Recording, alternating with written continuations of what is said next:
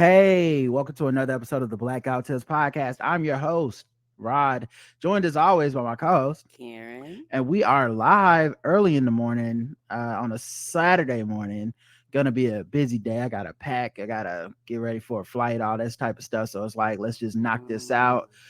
Still planning to do Three Guys On, and I'm gonna be on Keith and the Girl at 8 for their new game show, the game show, which is for all their Kickstarter backers. So I'll be live. So it's just like, let me knock what I can out of the way early. And I know this will probably be a longer feedback show because we haven't done one in a couple weeks. So that's why we're doing it early. Also, the official weapon of the show is the taser and the unofficial sport, bullet ball. and Bullet Ball Extreme. Plus, this gives me an opportunity to give our sponsor their last plug for this campaign. But hey, man, Black Friday might be over, but black capitalism is never over. Never. The black capitalism that we fuck with is sponsored by Afro Grind Coffee. Afro Grind Coffee provides originally sourced coffee beans straight from the motherland. Give back, got to give it back to the Ethiopia, Tanzania, and Kenya specifically. If there's one thing I know about the Blackout Tips listeners, is that they grind, okay? Yes, they do. And you need fuel for your grind. You can't be out here just grinding on empty, okay? That's not good for you. So Afro Grind Coffee, that's what I'm sipping on right now. It is fuel for my grind. My man Omar wants to empower people to follow their dreams, especially black and brown people who face many obstacles. A cup of fresh Afro Grind coffee is your daily inspiration and reminder to continue grinding through the struggle. So go to afrogrindcoffee.com and put in code TBGWT for 10% discount. It's the perfect gift for the coffee lover in your life, including yourself.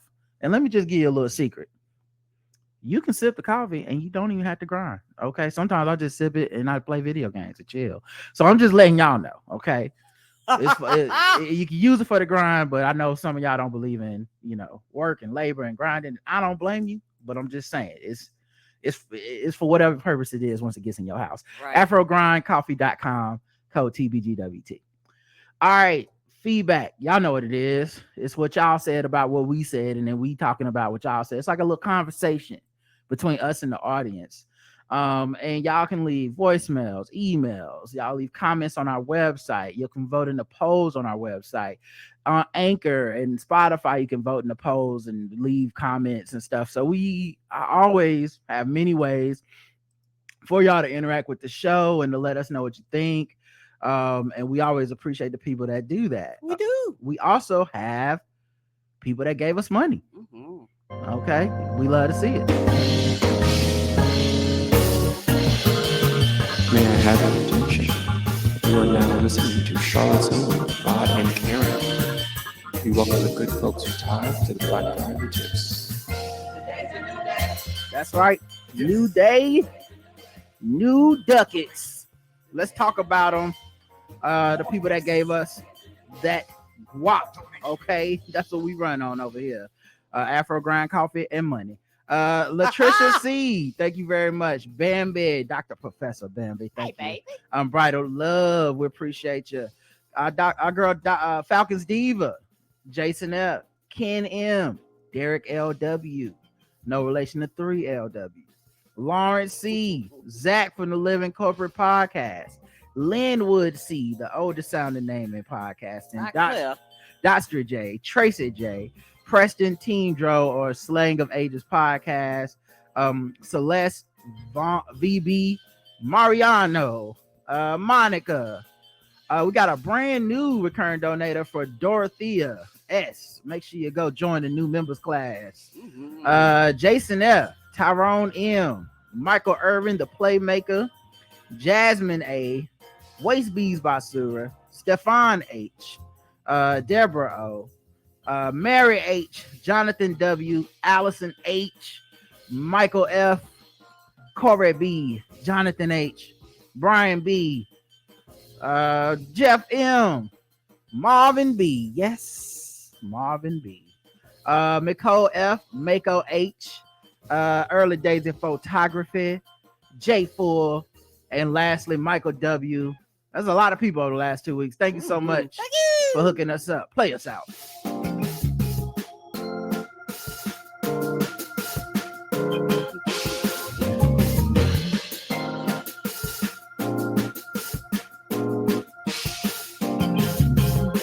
All right, let's get to the people that left us 5-star reviews. Now, the last time we recorded a feedback show was the 26th of November, so we have some 5-star reviews. Yay, let's go. Yay. I finally learned to start tipping, says guy who don't run.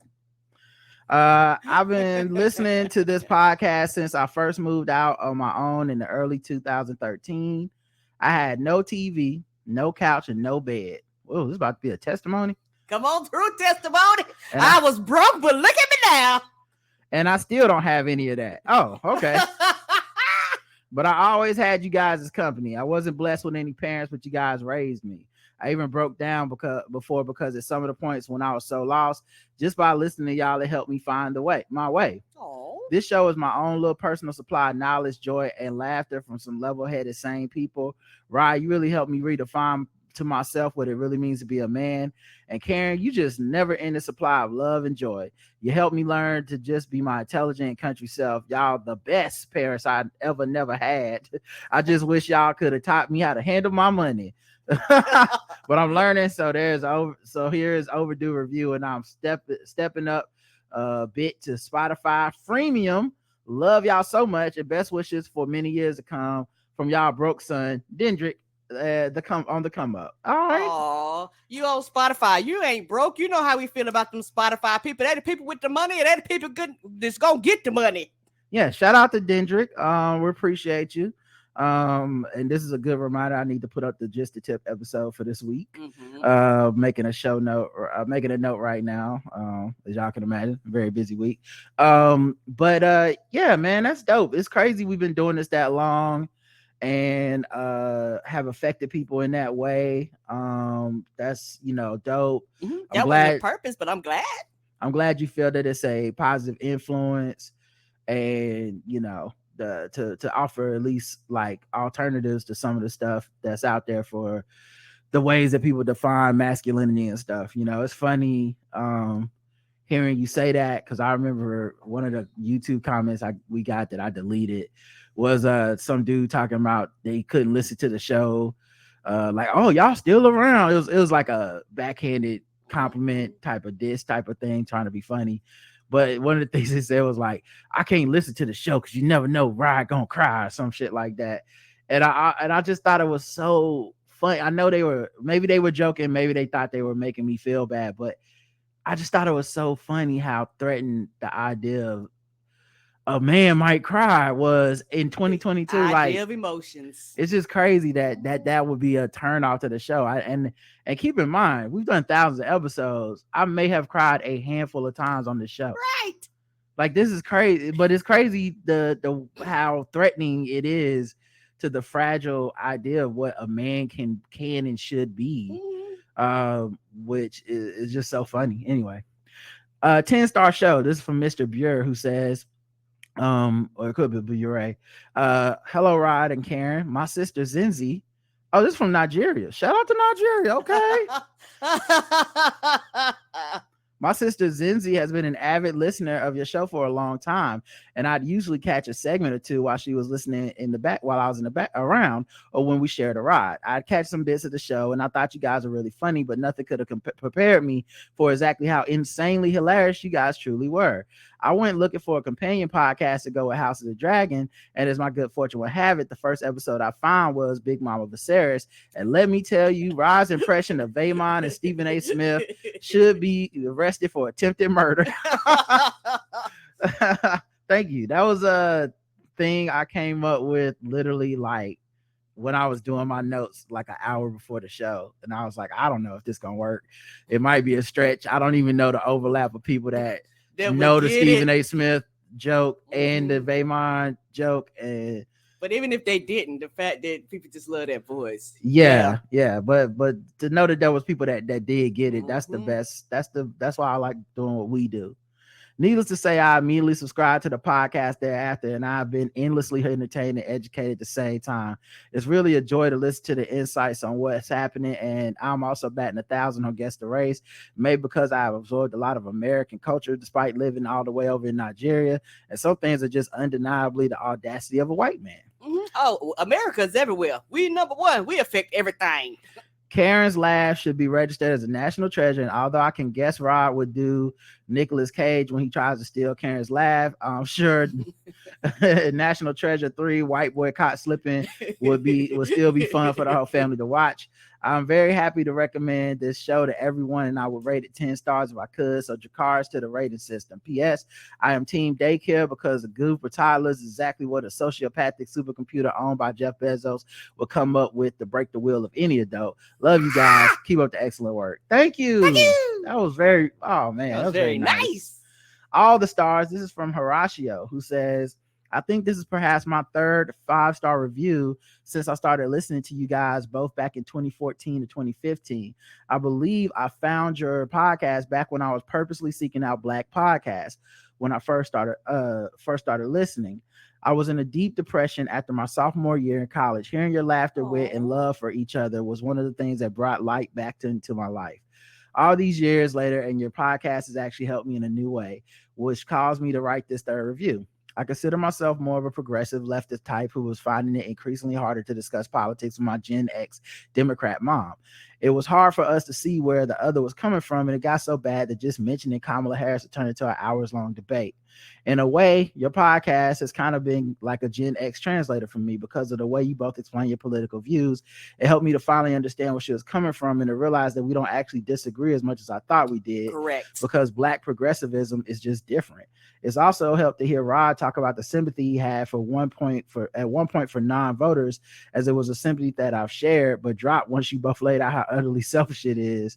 I've always believed in the electoral process. It may not be the only tool needed to achieve the kind of future we want, but it cannot be achieved without it. Right. Thank you for being yourselves and creating this multi-generational learning space.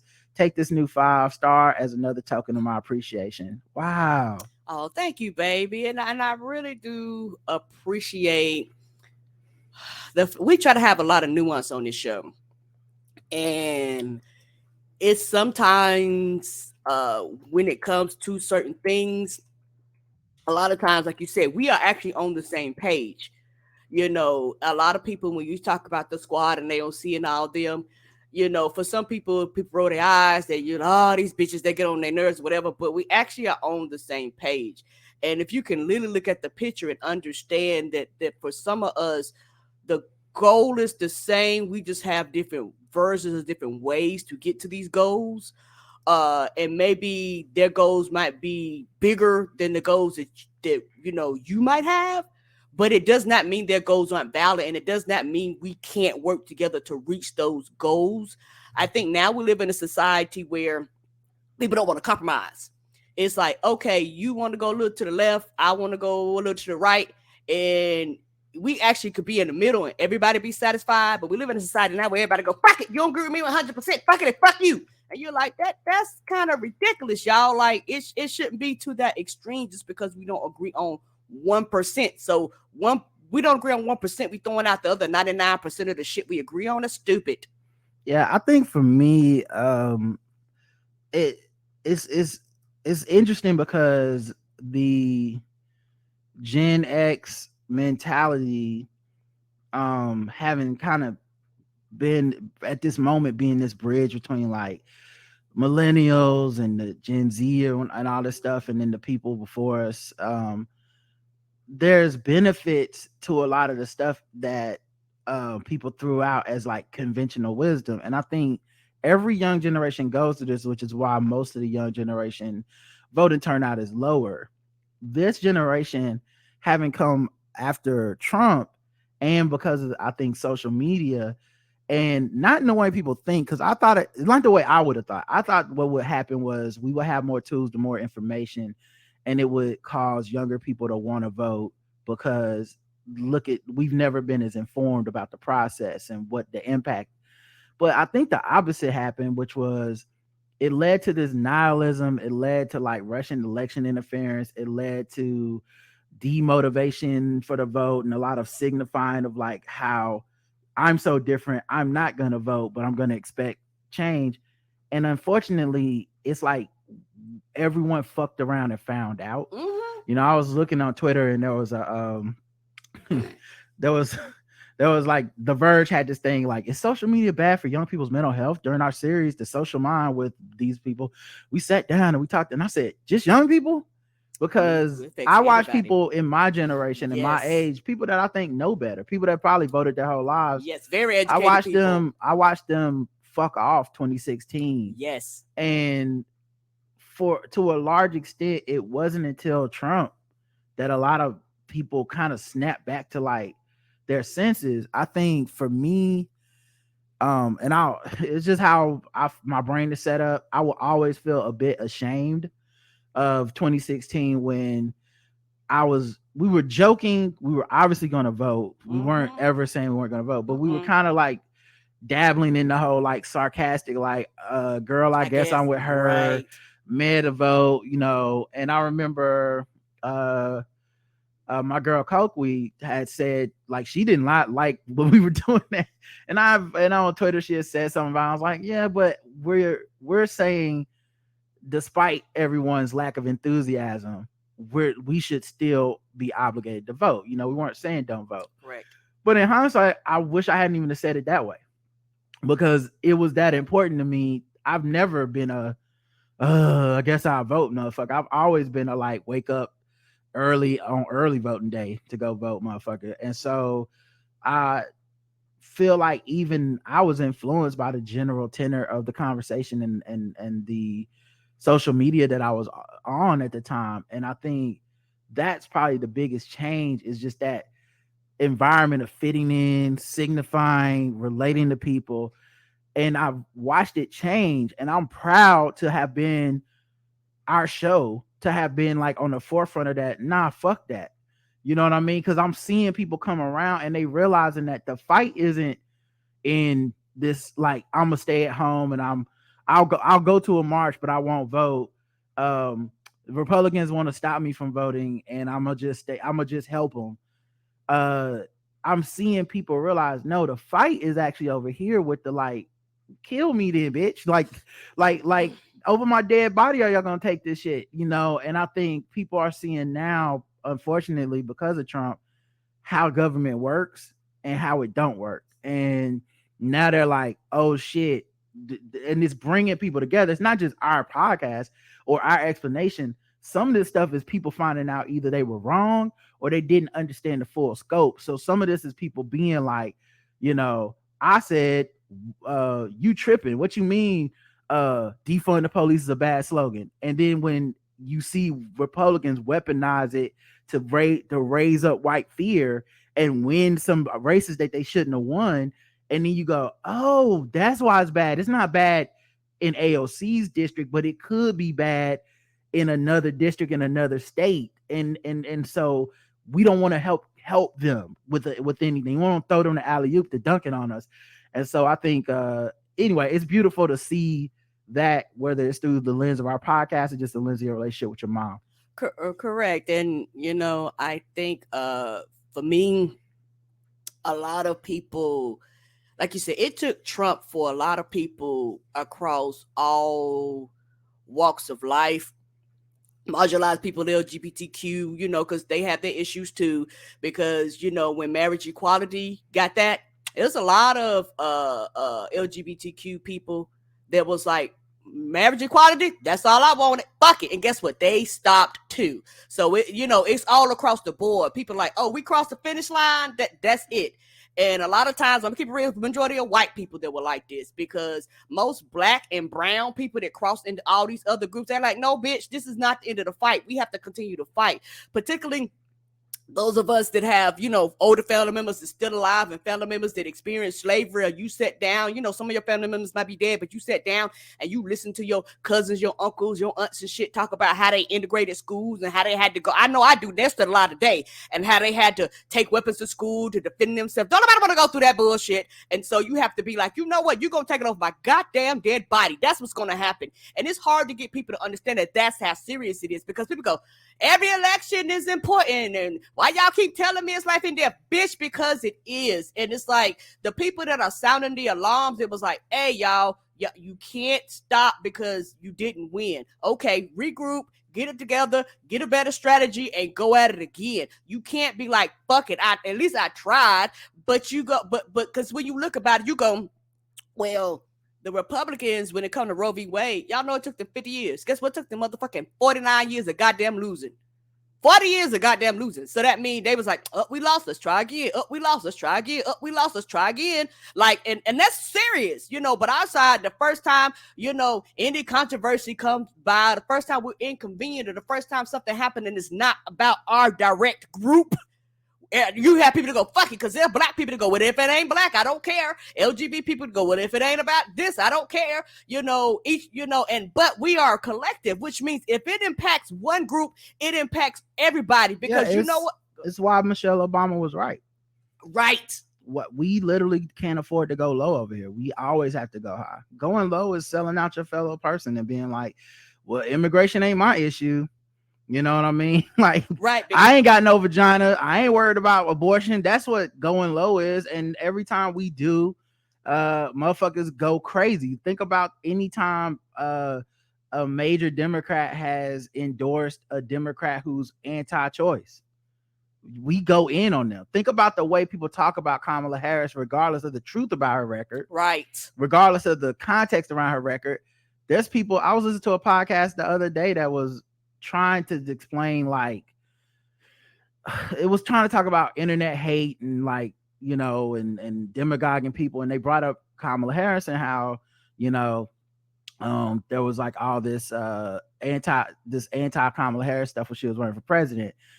And then the person went on to talk about how, and it really messed it up, because some of us that have legitimate critiques against Kamala Harris, and I legitimately was like thinking back to when we had Reese Colbert on the show, thinking about, some of the articles and deep dives I've read about Kamala Harris, and her record is not bad. Nope. But this person went on to say, like, because I have legitimate reasons that I don't, and all I could think was, it's still working on you. You know what I mean? Yes. And so even when you think it's not, it still be working on you, because you're not going to go into details about what it is that because there's reasons and context for every detailed thing that people could say. But my point being, like, it in a lot of ways, it can still happen. If it wasn't for Trump, it would probably still be happening, that people would be, encouraging Democrats to lose. But it was because of their people pulling their shit together and getting behind Biden that, a lot of good things are starting to happen, and a lot of things are being, we're about to get basically marriage equality codified. That's something nobody had on the table. We thought we didn't need to, and now we're going to get that.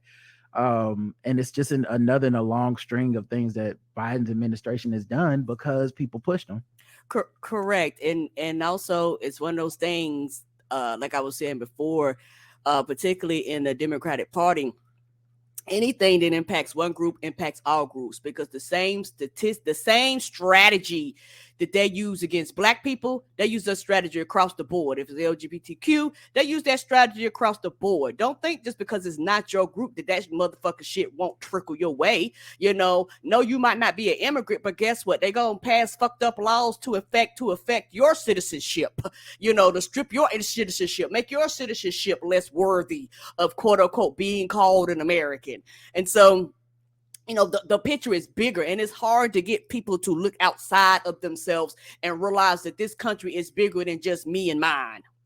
But back to the 5-star reviews. And thank you for that one. Mm-hmm. This podcast is a must listen. This is from Idol Zealot, who says Rod and Karen are modern philosophers. They tackle all our time's most difficult issues, from they out there trying to steal the election to shining the light on the world's lax sword regulations. If you want to keep current on coronavirus news, election news, pop culture, movies, celebrity TV show recaps, and laugh until you're crying, either from laughter because Republicans got it at it again, then this is the show for you. Please listen, you won't regret it. Thank you. And the last one is from Bradford and Sons, who says back again. If you haven't listened, watch, participate in the Blackout Tips universe. What you doing, baby? This show is a port in the storm, the friendly embrace, the straight talk we all need. Simply put, Karen and Rod are hot. Thank you. Oh, thank you. I feel so loved. Yeah, that's why we do this feedback show. Is why we encourage y'all to leave these reviews. And if you listen to other podcasts, I encourage you to leave them for them too, because like too. everybody want to feel like what they doing is being heard and valued, and start this conversation. And even when we do our feedback show, I have to thank our listeners, because 99.9% of the time our listeners are always so respectful, funny, considerate, even when there's things that get in the mix in communication, or we're like, hey, we didn't like the way this was. 99.9% of the time the listener can adjust and be like, oh, okay, I can see how maybe I'm leaving too much feedback, maybe I'm writing it too long, maybe I'm writing shit that has nothing to do with what y'all talked about. And I love that our audience has always been responsive to that, so thank y'all for that. Now let's get into these comments. Episode on the website, we got to talk about them. Matter of fact, let me put a little beat in here so I know where to put a commercial. Black capitalism, y'all. Afro grind coffee. You love to see it.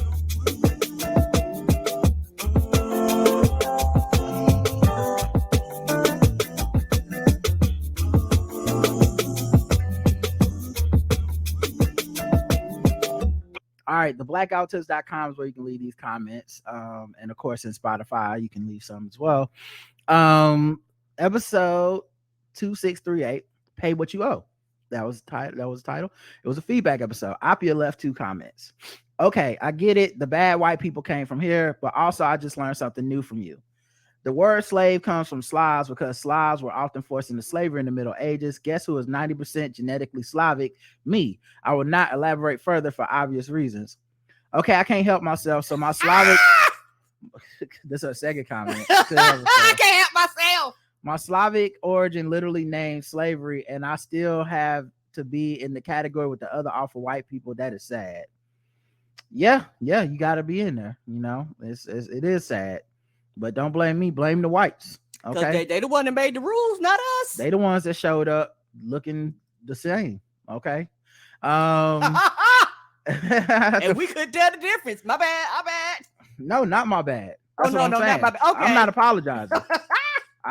You over there with them, and yeah, that's just a damn shame, ain't it? It is what it is. For the privilege, sometimes you gotta pay. But yeah, so then the poll was, did you buy anything on Black Friday? Yes or no? Yes, 32% of our audience did. 68% of our audience didn't.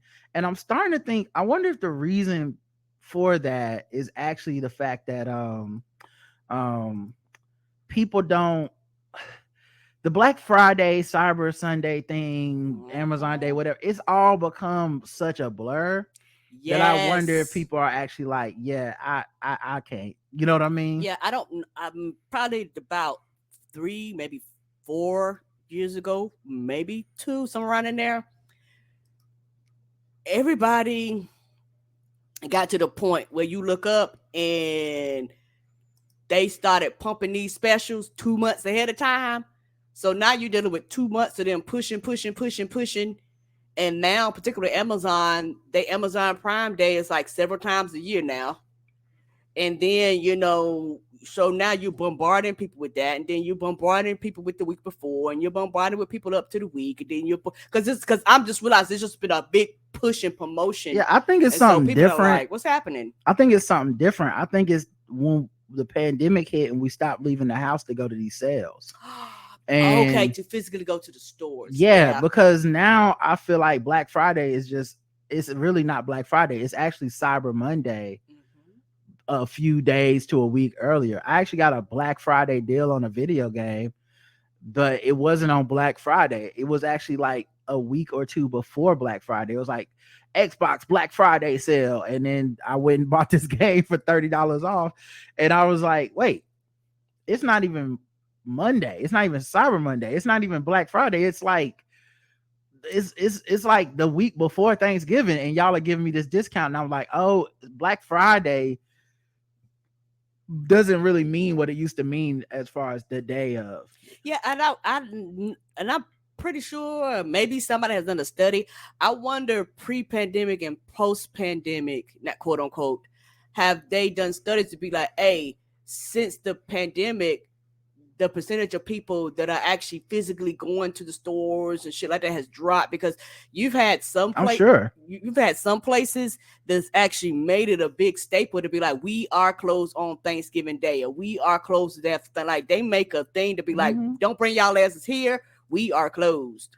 No comments on the YouTube. And then the poll on the Spotify was, of course, higher for yes, because these people have money, so they're buying things on Black Friday. Duh. So 39% said yes, 61% said no, which totally makes sense. And then the episode Q&A was clean out your junk drawer. June said from Harlem says, I'm feeling harassed. Patricia said never. Carly says already on the list to do over the holidays, got some drawer organizers in order. Jeff says, I just closed the drawer harder not to look at any of the junk. Raphael says the junk I got is my kids' toys. Before I know what to get rid of, grandparents keep adding to the pile. I asked the kid to pick up what she'd like to give away and got hustled. I was proud of the hustle. But that would make sense.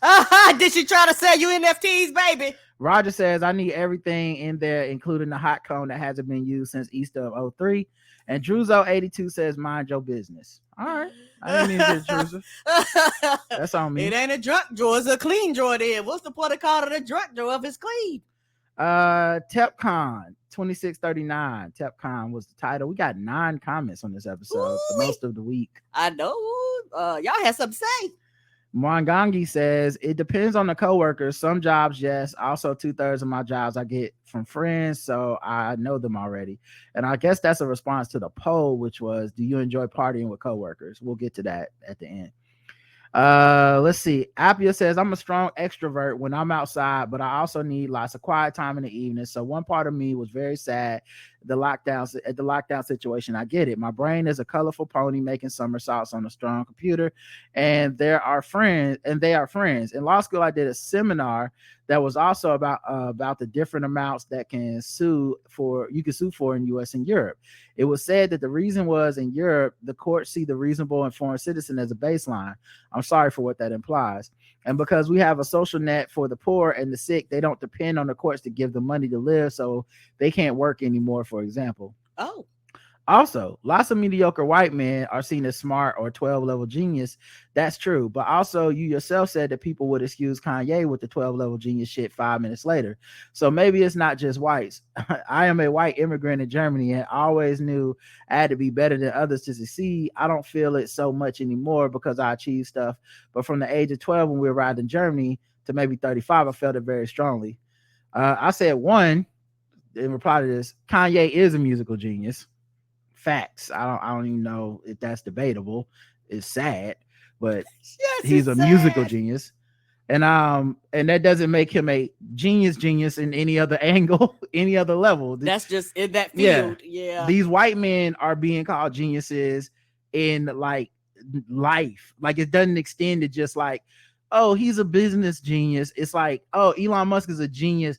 We should listen to him talk about flying. We should listen to him take over social media and freedom of speech. We should listen to him talk about electric cars. We should listen to his stock market advice. Like it becomes something different that is not what Kanye, even when considered a musical genius, has always been relegated to like, yeah, he might know what he's talking about with music, but nothing else. Nothing else. Yeah. Number 2, I didn't say only white men get called geniuses. So I didn't say only white men, but white men probably benefit the most from this casual, like environment of knighting someone a genius just for being like a white dude with some money. And nobody else is gonna say so with this. people normally use the term to excuse bad behavior people they are fans of, so it can I can see happen that. to more than just white men, but it's mostly a label people reserve for white men. She said, true, it's mostly white men profit from this. I agree.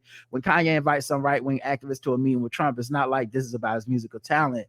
I would doubt that they are even talking much about music at all. I once heard Trump's favorite song was Memories from Cats or so. This doesn't sound like much like Kanye. Now I had the song Memories in my head. Great job, Brain. Here's the thing. No one was hailing Kanye for being a genius at that meeting. So I don't even know where that would come up. Like, if there's some corner of the internet that's calling everything Kanye is doing a genius, they don't represent many people, and there's not enough of them to really be a voice. They're not small. And you probably not privy to that much American news, but turn on any channel when they talked about Kanye, no one says the word genius ever.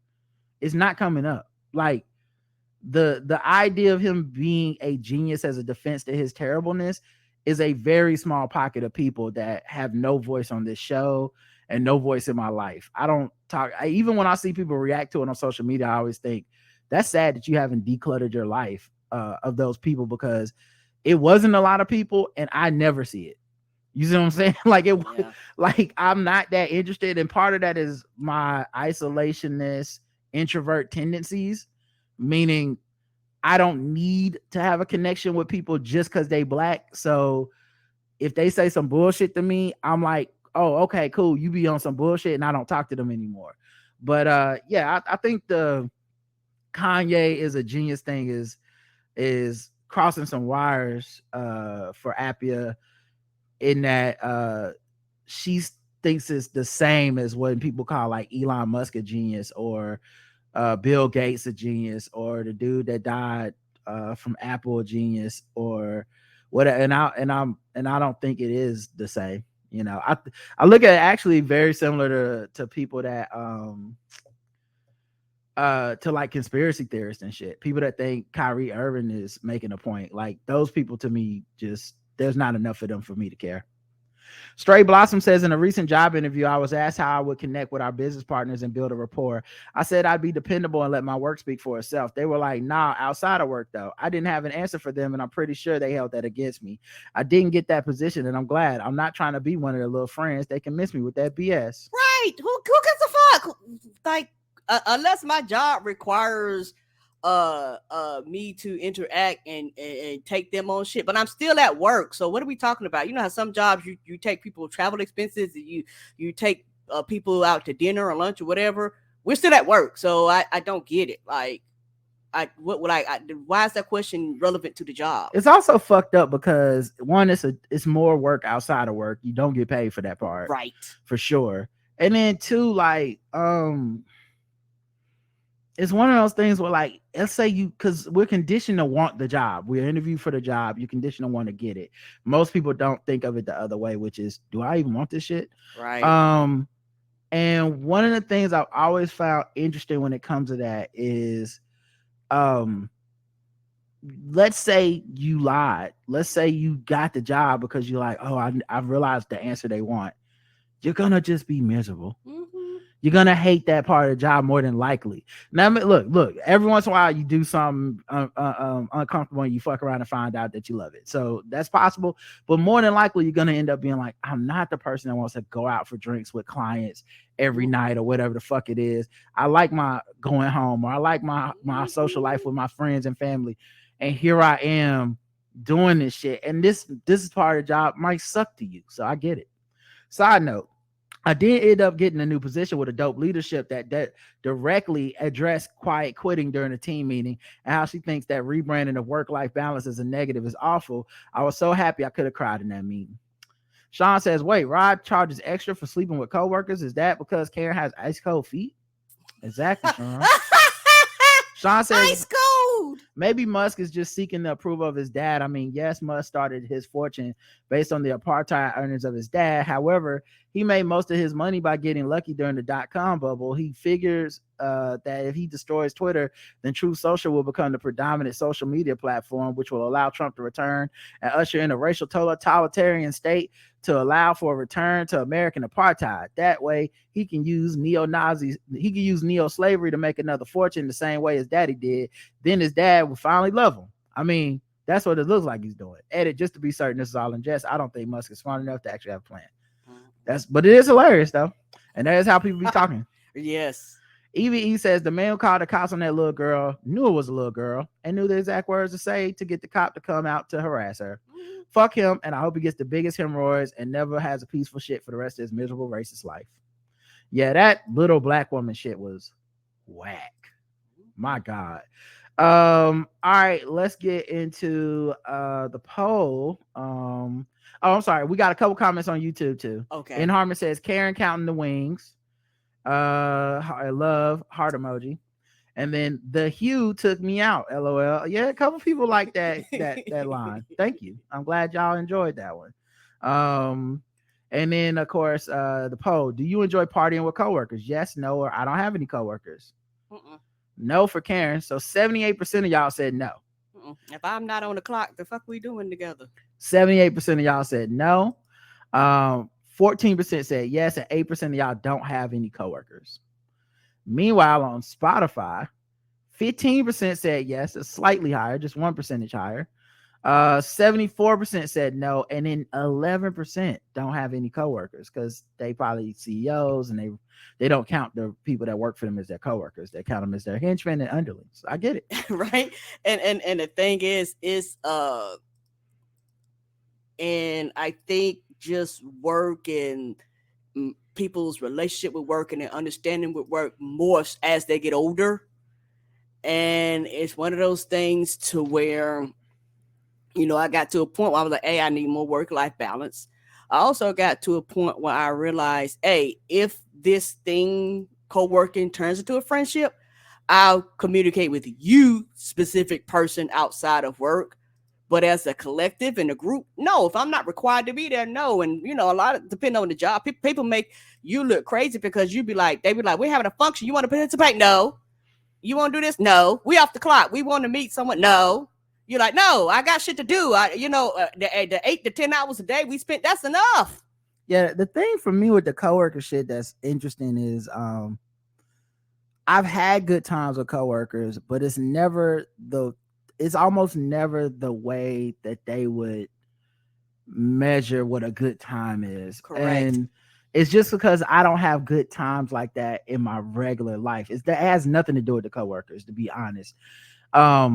Because like I had a great time with Game Theory going out to like that bar that was next to where I stayed and sitting down and talking to my coworkers a couple times throughout the season and just eating some food, drinking a couple of drinks and talking. I loved that. That was very fun.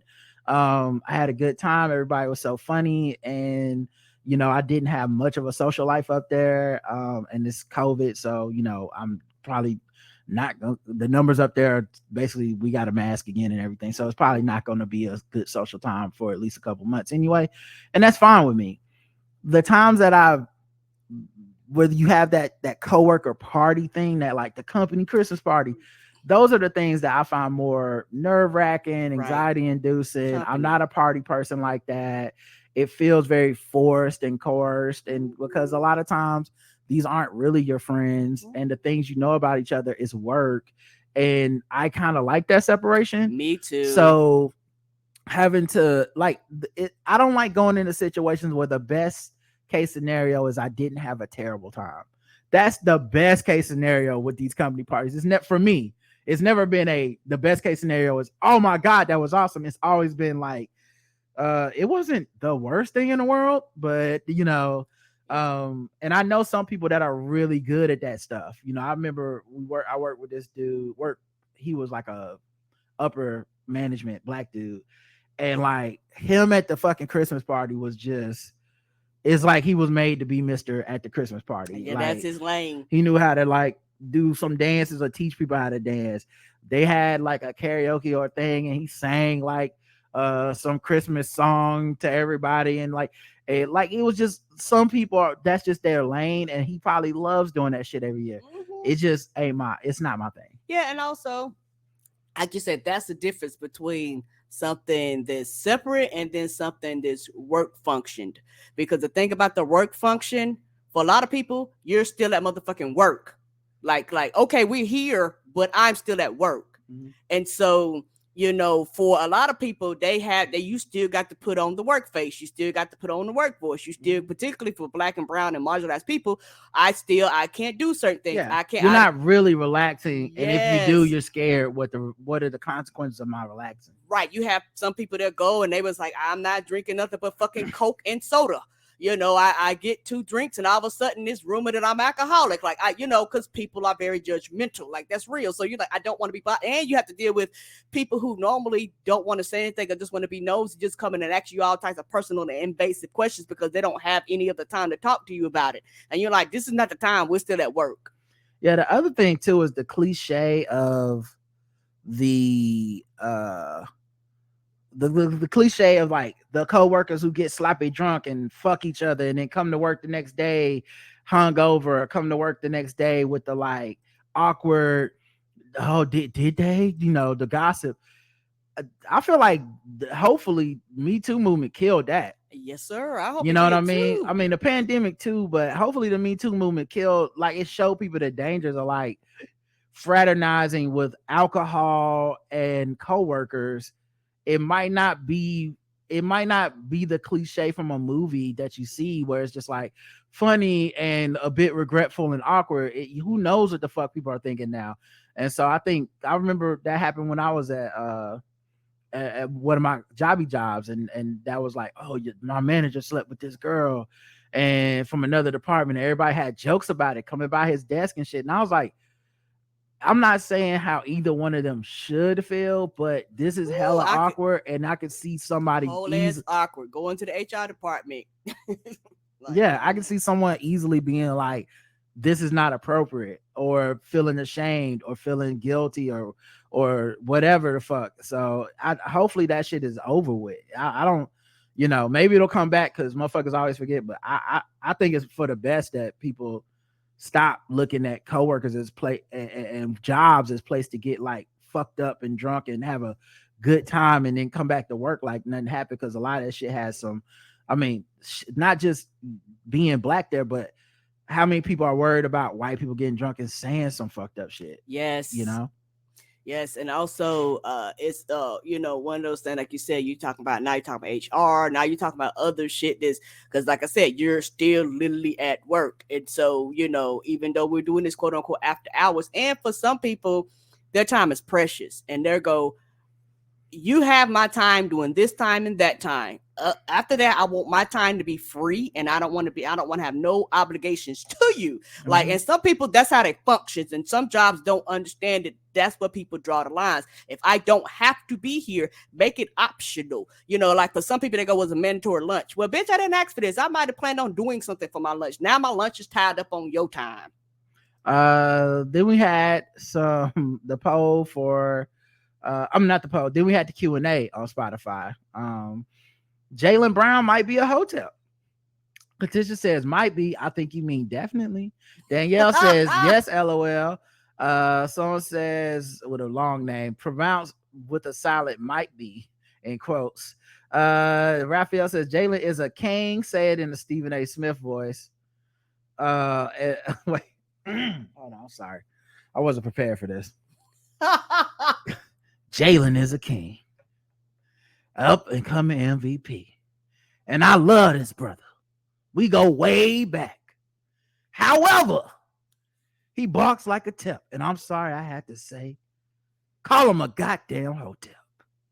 Aaron Gully says we was goofs. That shirt is in our store, by the way. Shout out to Bossy.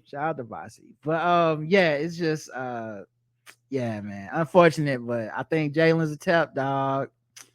You hate to see it. You really do. But because he seemed like such a straight up dude, but fam, it's showing through the tweets. It's showing through some of the decisions he's making with his money, where you like, bro, I feel like we are constantly on the verge of just one controversy away from him just fully coming out and saying some wild shit, and it's gonna be like, no, put him back in the box. What happened?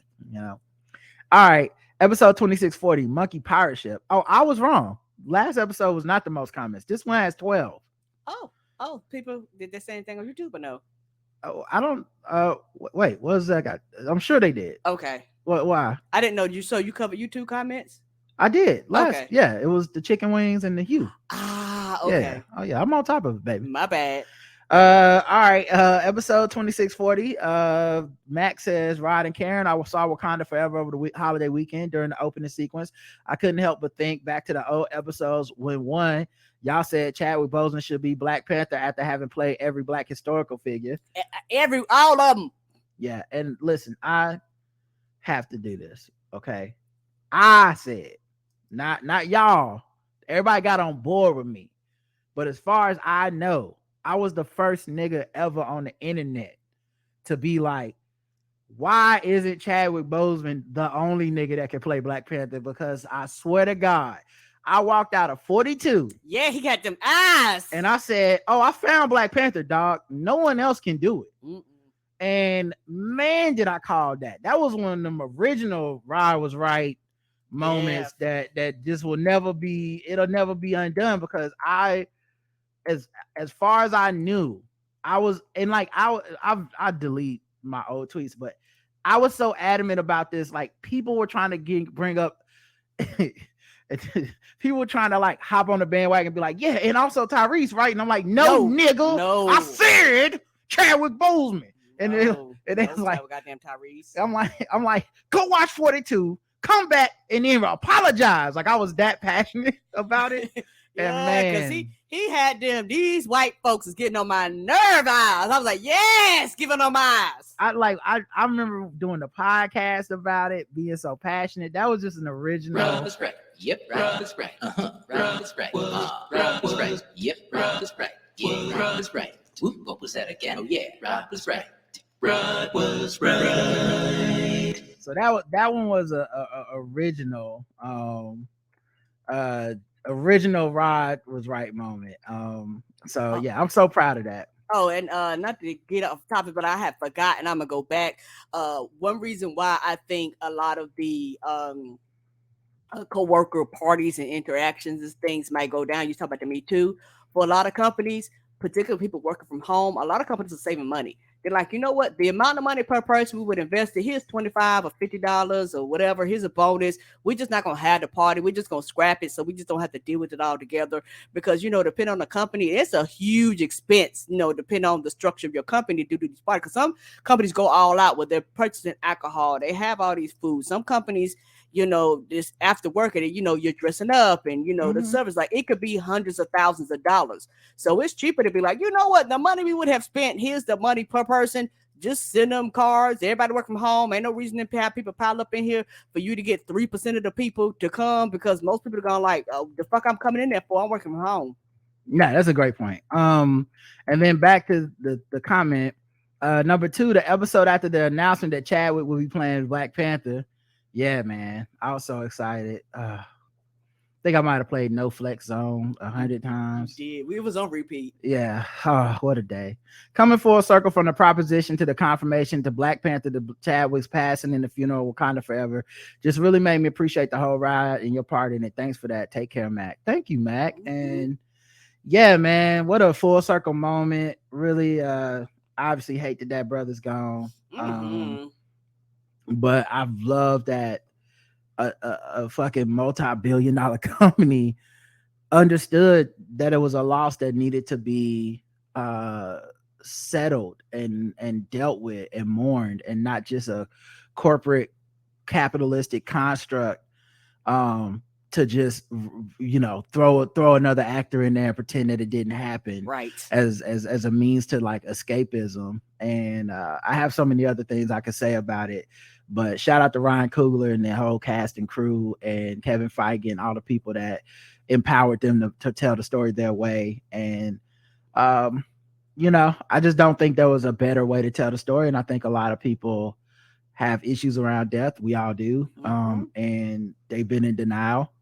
And so that's why they just want to recast Chadwick Boseman and move on. But that's because they, in their quest for like their own selfish escapism, I think they've completely ignored the very real reality of that being a human being and having friends and connections. Correct. And we knew him as an actor, but the people, the staff, the crew, and all those, they knew him as a person. Mm-hmm. And Angela Bassett said something that I was like, wow. She was saying that doing their first few days of recording before they actually started recording, she said that they took all the staff, all the crew, all the product production crew, like everybody that was there, like when they first got there, and they actually flew to where he was buried.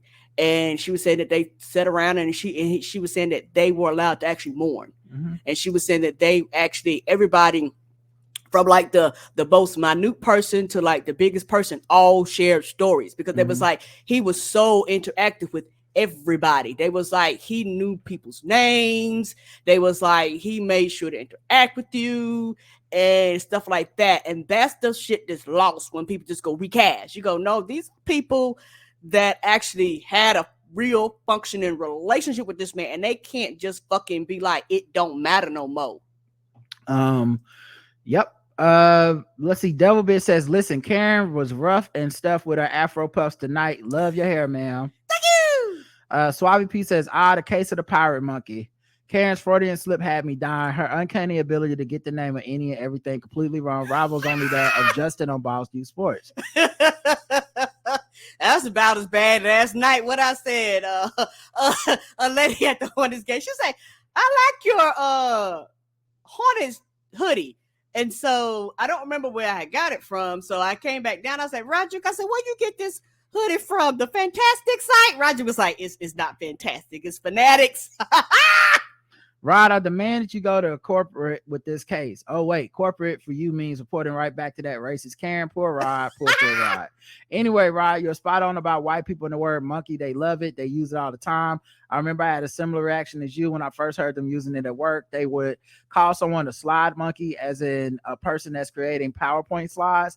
Took me a while to realize every time I heard that term, they were referring to another white person. They use monkey for everything. It's ridiculous. I could easily see that Starbucks worker thinking someone actually said their name was monkey after that. Great show, Suave. Yeah, I don't necessarily know everything about white people, but the time that I was around them, I did know that. Like, they see monkeys so differently. And the reason that it occurred to me was because monkey always hits my racism radar. Mm-hmm. It doesn't even matter which way they use it. I don't know why, but for my whole life, I've been conditioned to be like, monkey, what this mean? Somebody about to get lynched or something, And so yeah, they even have children's songs about it. 5 little monkeys jumping on the bed. One fell off and bumped his head. Like, so they don't think twice about it. And so it's only because racism has robbed me of my ability, or it had robbed me. I reclaim my shit. But it had robbed me of my ability to hear somebody say monkey without thinking it was racism. And then now I'm just, and honestly, dog, no offense. I love being black and I love my people. I really do. But there's a certain amount of shit that I find to be resistance, which is I'm not giving them everything. Right. I'm not giving them a hair trigger for me for shit. Like, it's certain shit I do get. Like, someone's called me the N-word or some shit. Like, obviously that's different. But like, a white person makes this mistake at work and I immediately have to call the fucking news.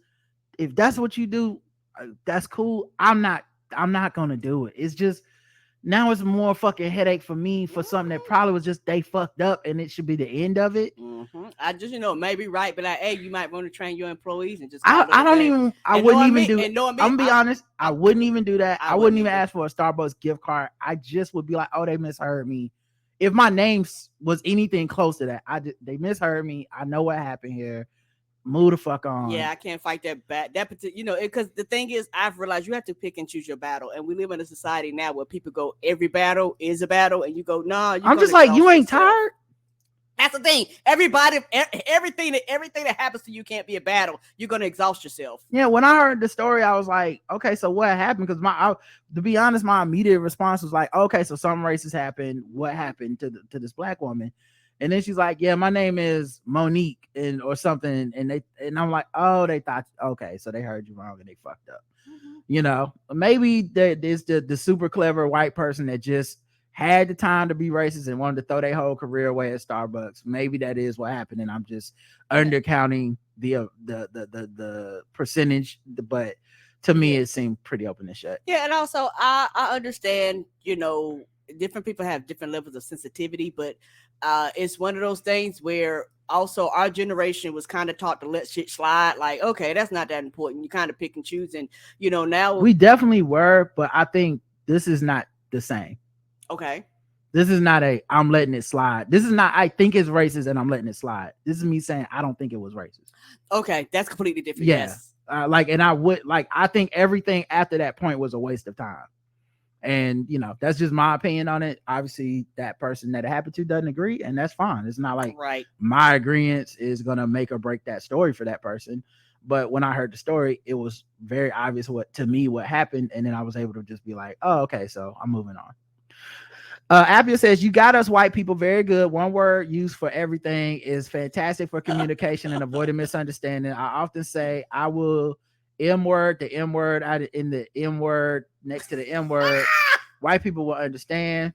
But this monkey discussion was good for me, as my taste in music is the whitest thing about my inner self. I like the song Twisted Transistor by Korn. In the video, black musicians play the group members. One person called Snoop the M word, and now I checked out and it's monkey with a U and not monkey with an O.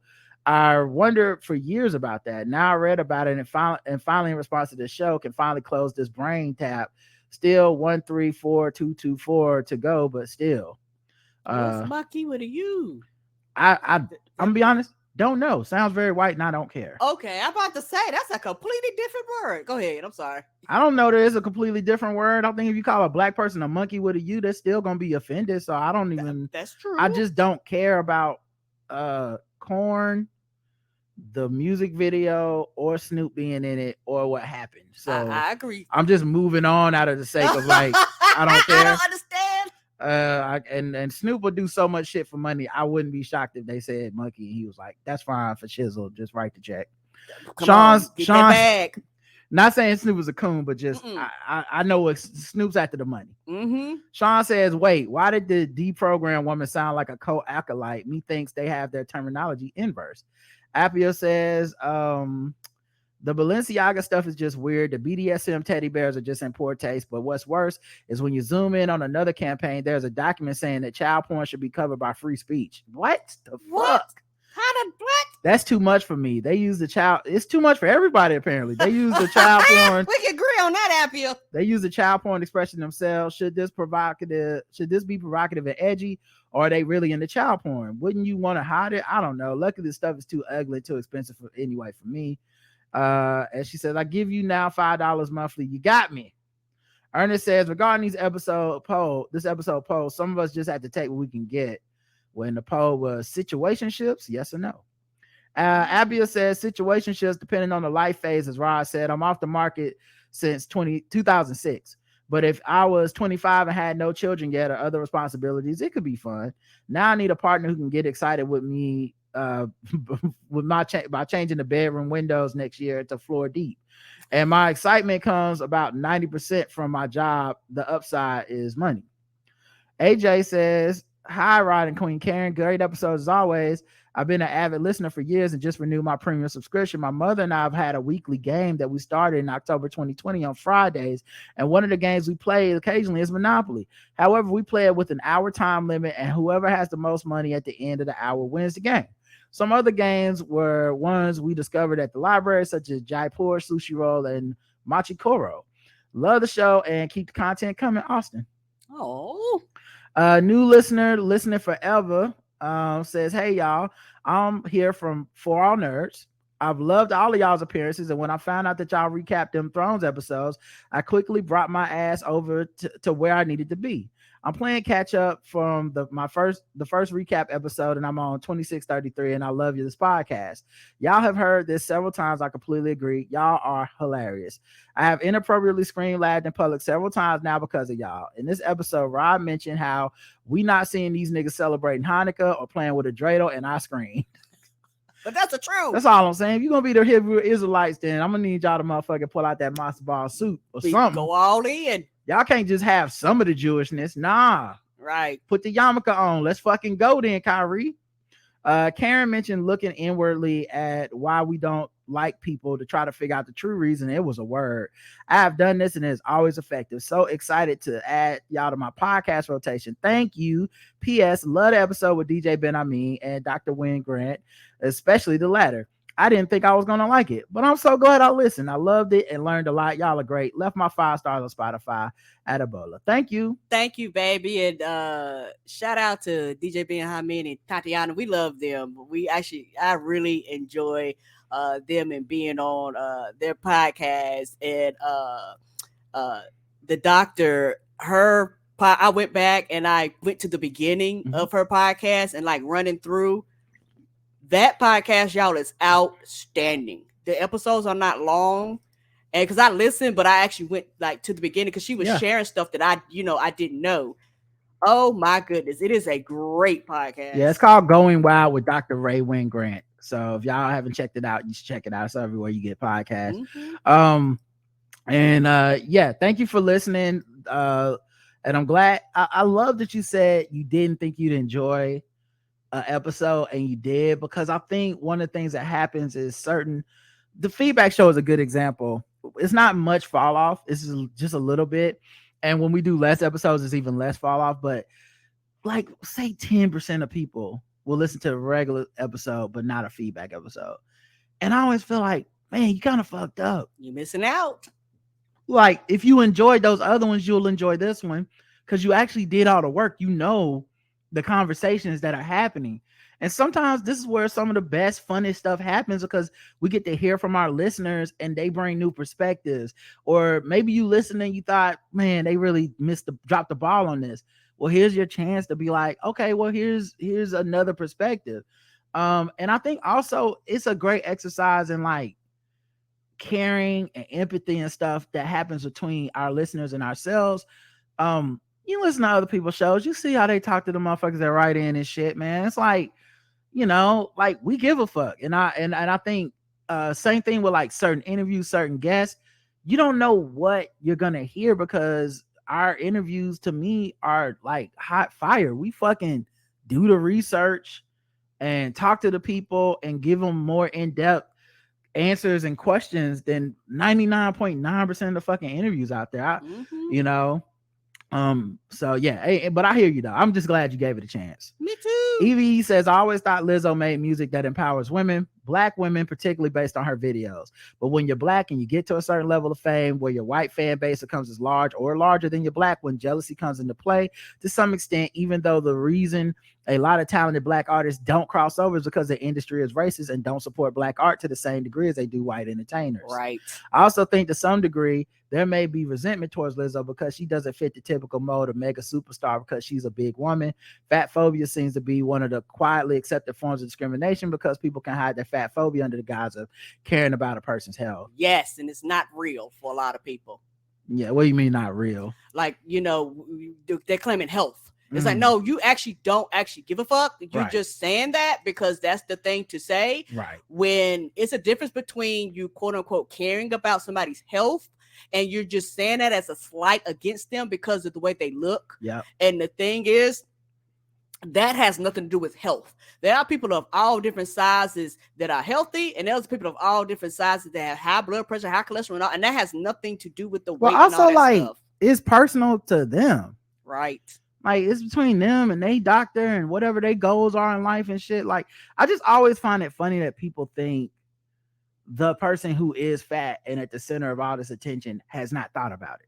Yeah. Like, they probably thought about it. They have whatever conclusions, whatever mentality they have about it. But the other thing with Lizzo is that some of it was artists being jealous of Lizzo and her success. I was so disappointed in so many people when I think it was Ari Lennox that shitted on Lizzo for winning a Soul Train award.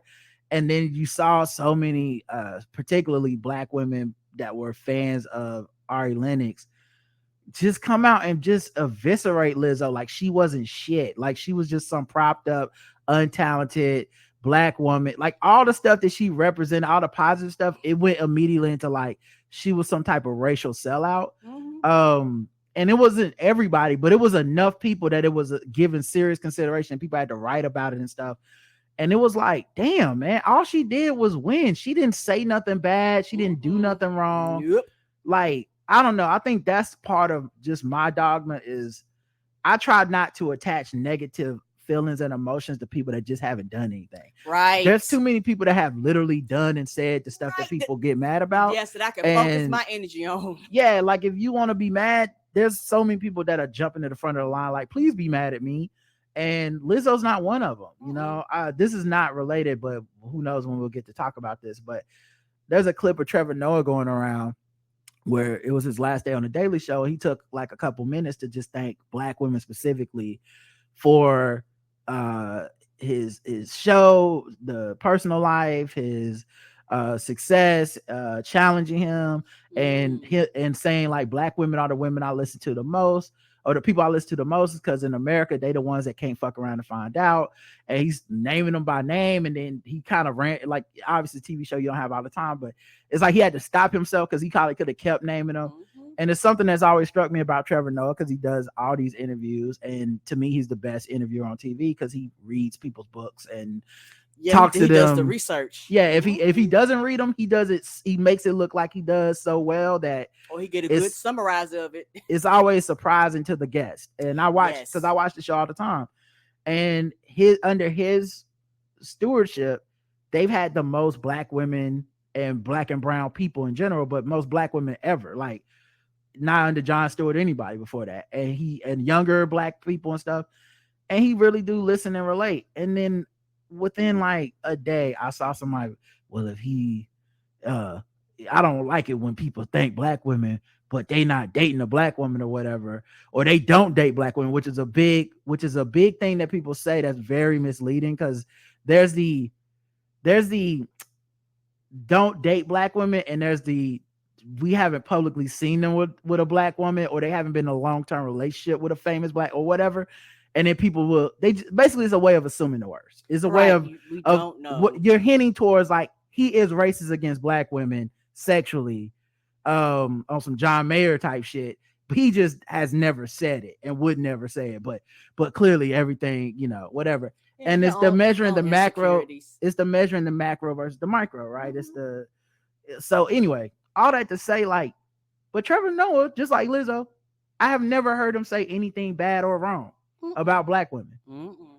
Not even in like a joke. And as long as that's the point, well, it's a sliding goalpost is my point. Right. So the way I feel about Lizzo is how I feel about Trevor Noah is where it's like, did he say something or did he do something? Then no, I refuse to participate in the negative part of this thing where I have to dislike this person for something I can't really prove that they did or feel or said. It's just me deciding this motherfucker ain't shit.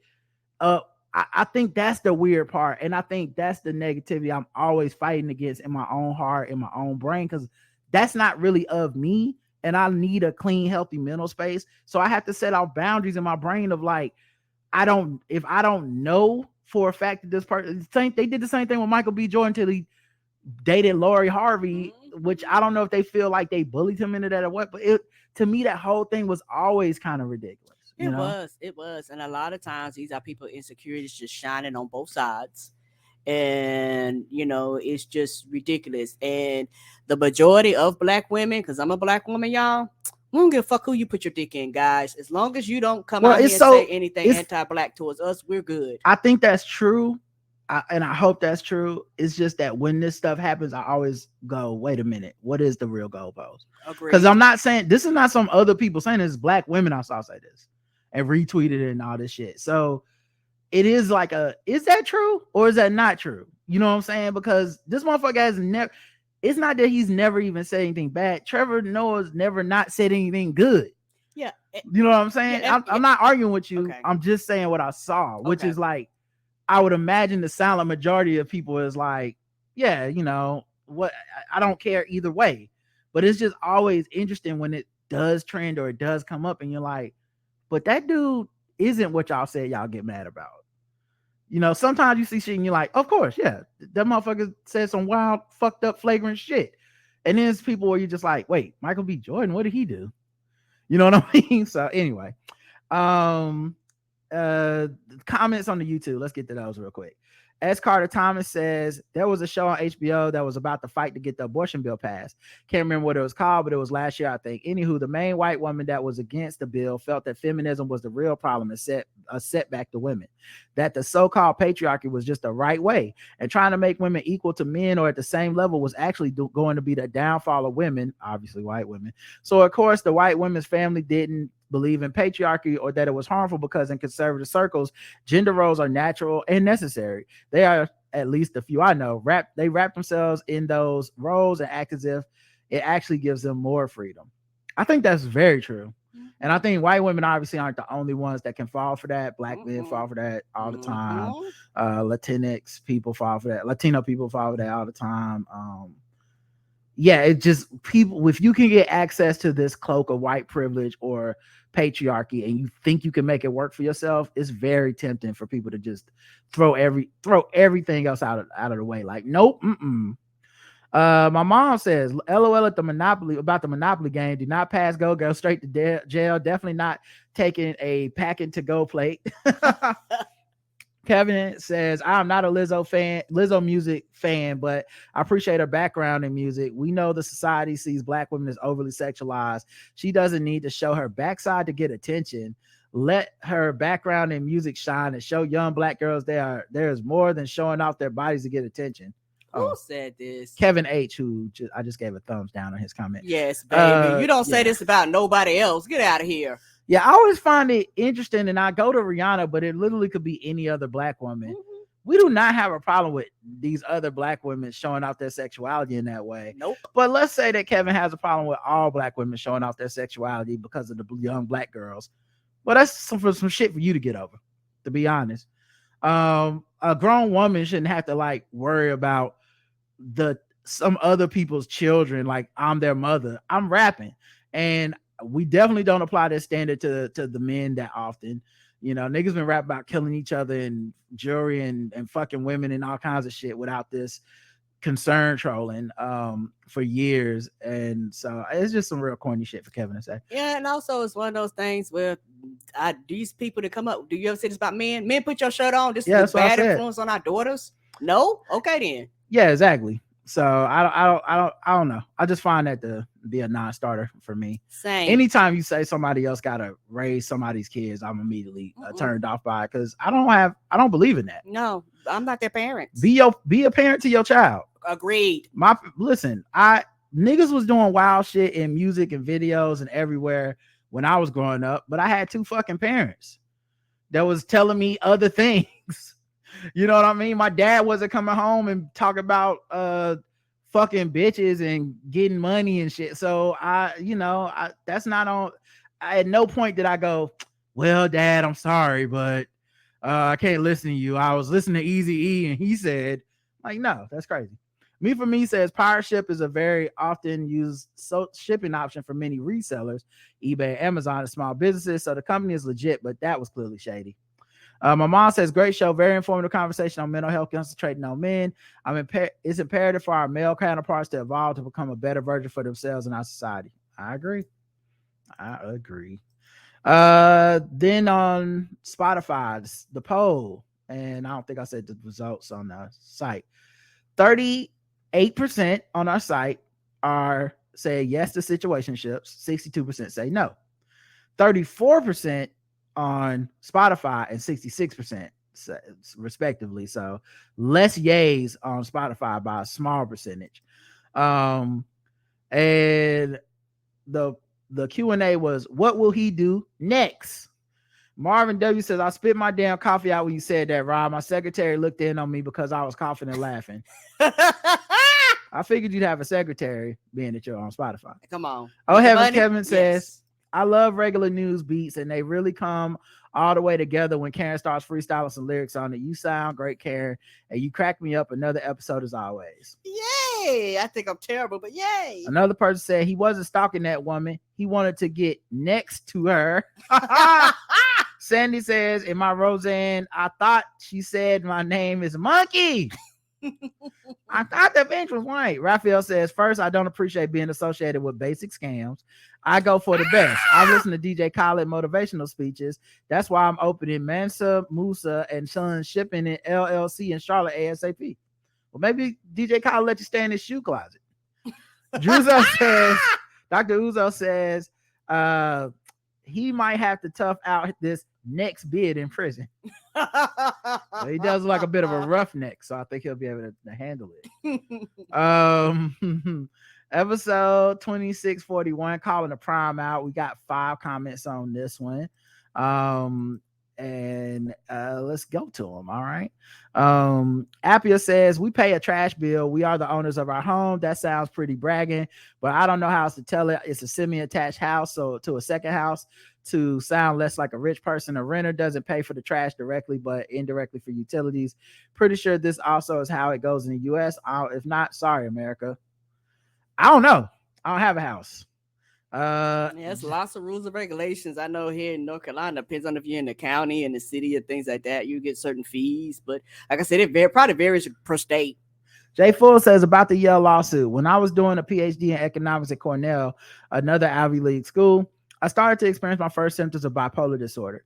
Cornell is an extremely stressful school in an isolated town that gets snow 6 months a year and is well known for its student suicides. While I was there, we had so many suicides one school year that we had prison-style fencing and 24-hour police patrols on every bridge on campus. It was not uncommon to have to take a detour home because somebody jumped into the gorge during the 50 minutes you were in class, no exaggeration. This took a toll on my mental health, but the medical leave policies were so restricted that I couldn't take away time from school without losing all my funding and possibly not be able to return. This was also pre-Obamacare, so mental health coverage was not well covered under our student health insurance. So not only were the mental health services on complete campus trash, I couldn't really leave to get help elsewhere. Ultimately, I decided to drop out for good. Once a guy in my PhD program committed suicide, the suicides hit too close to home. It's sad to see that not much has changed in 10 plus years. I do think the university have a responsibility to provide generous mental health resources and policies, especially the schools with as much money as these Ivies. If these schools are going to reap the social capital of their vigorous reputations, they need to invest in mental health resources and policies that help the students succeed. I think it is in Yale's best interest to settle and invest heavily in resources and policy overhaul. It'll be good PR and it helps everyone. More successful graduates equal more alumni donations. So even if they do it selfishly, it'll help the students. Yeah, it's definitely interesting.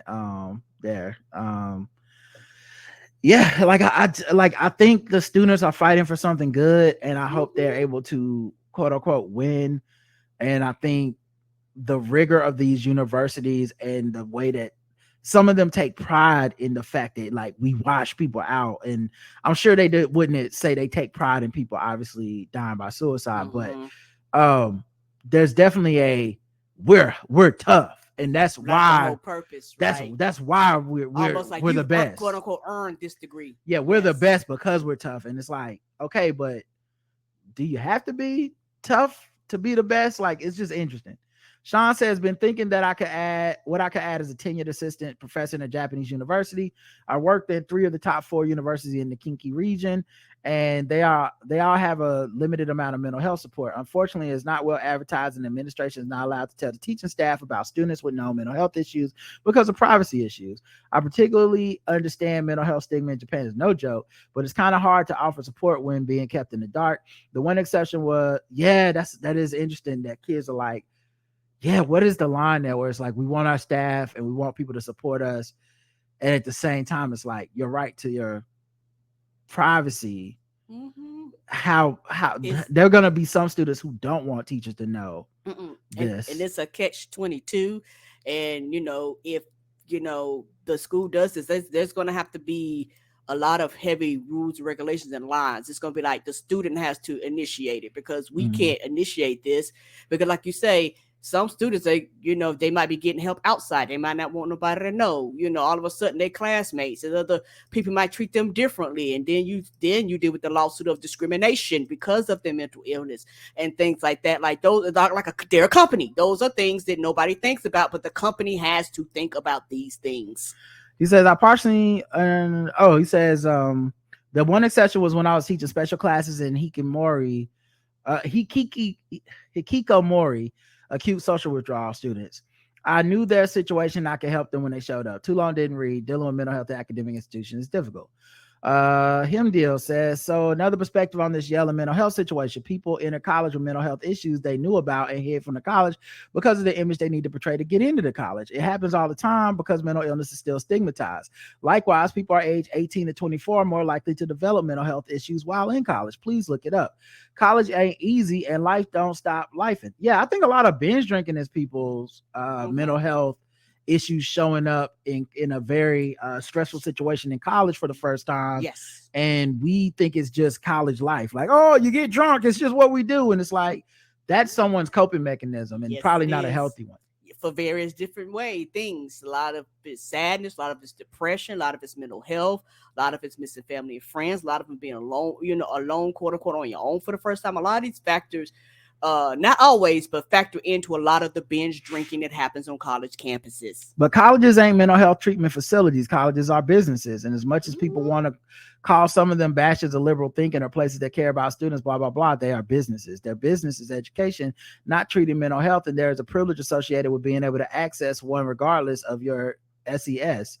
I've had access to mental health service in college that I never could have accessed before college. Paying for therapy now as a working adult can be challenges, so I don't understand how people can expect these businesses or education to be more than they are. Also, where is the full scope of humanity here? If a person enters college and tries to kill and doesn't succeed, how are they, or I guess tries to kill themselves and doesn't succeed, how are they ready to go back to class? How are they ready to just roll back to a dorm room and spend the time necessary to work through an attempted suicide? Who's going to watch and monitor this person 24/7 to make sure they don't make another attempt? How do you stay at a college and not do college because of your mental health? What are so some of these questions you're asking, I'm not sure that that's even what they want. Like, it sounds like people are saying they would not mind the idea of you have to go and take a break possibly, but then they don't want to be penalized upon re-entry. They would like to. So like, I did go to a facility or I did do whatever. And now I'm at a place where I am or feel more healthier. I shouldn't have lost all my funding. I shouldn't be penalized. I shouldn't be knocked for classes. Maybe if I'm in a mental health facility, I'm not able to quote unquote keep up with my work. Right. That should be okay. And then I should be allowed back in. I think it feels like a very Republican mindset, not you, but just a lot of people's approach to stuff.